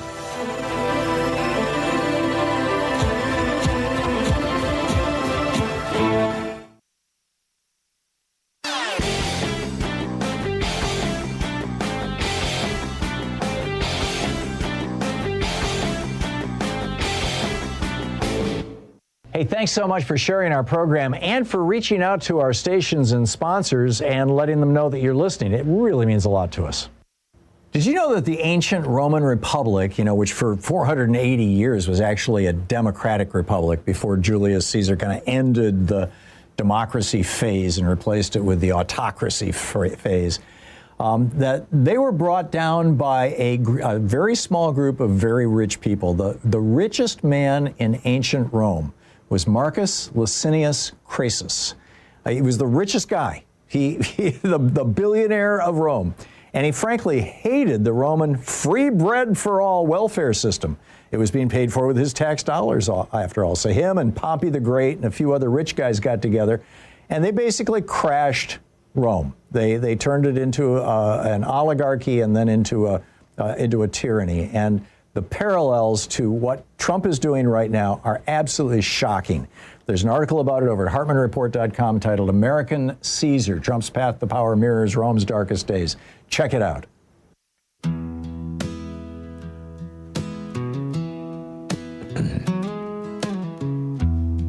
Welcome back. 52 minutes past the hour. Picking up your calls here, Lawrence. And I used to call it Berserkly when I briefly lived out there, Lawrence.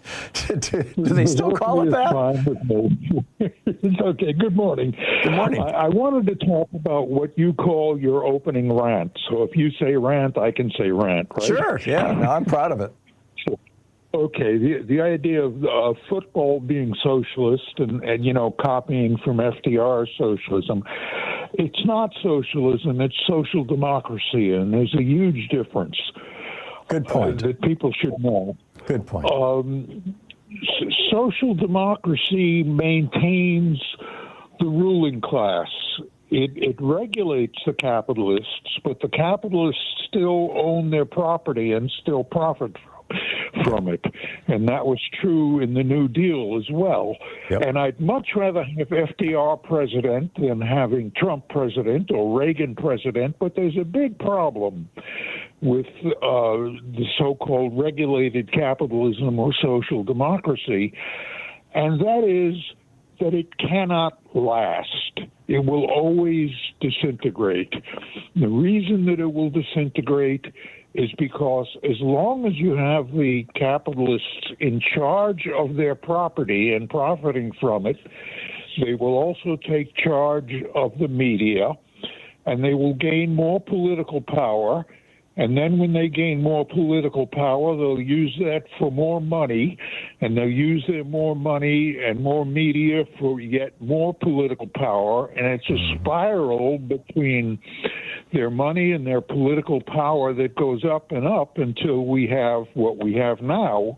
Yeah. You go from capitalism to monopoly capitalism, and then that leads to fascism. Well, it leads to oligarchy, which then leads to fascism. Yeah, your analysis is consistent with Karl Marx's analysis in Kapital, and I don't think anybody can dispute it. Abraham Lincoln was a big fan of it. So the question then becomes, what are you going to do about it? We're in correspondence with each other. Yeah. But anyway, the point is that what socialism really is, and what Marx meant, is that it's the control, the democratic control of the workers themselves, right, which can only be achieved by workers' cooperatives. Right, and that's why I made the point in my article that all of the workers, all of the players in the NFL are union members. Well, that's true, but they don't. Which is halfway there. I get it. It's only halfway there, but I get it. Yeah, and Bernie Sanders, one of his policies, which was not very well known, is that he wanted a government agency that would help workers' co-ops get started and thrive.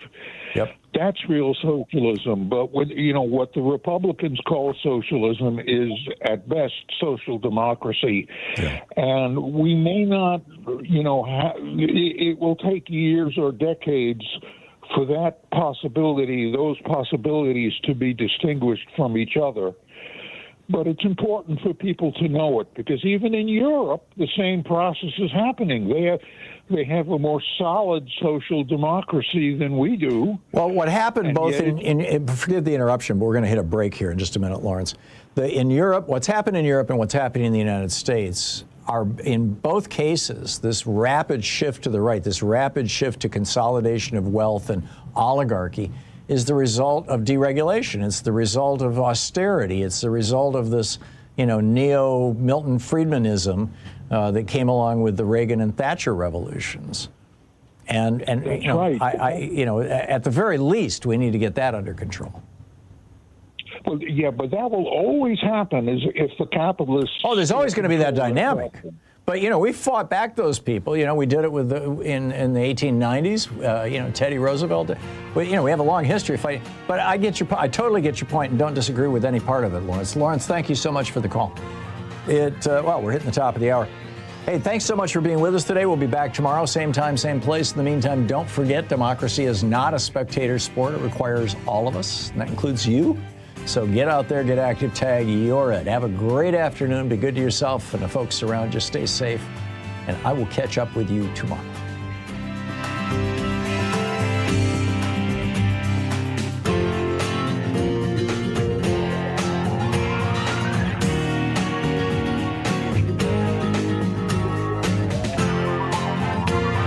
You've been listening to Thom Hartmann.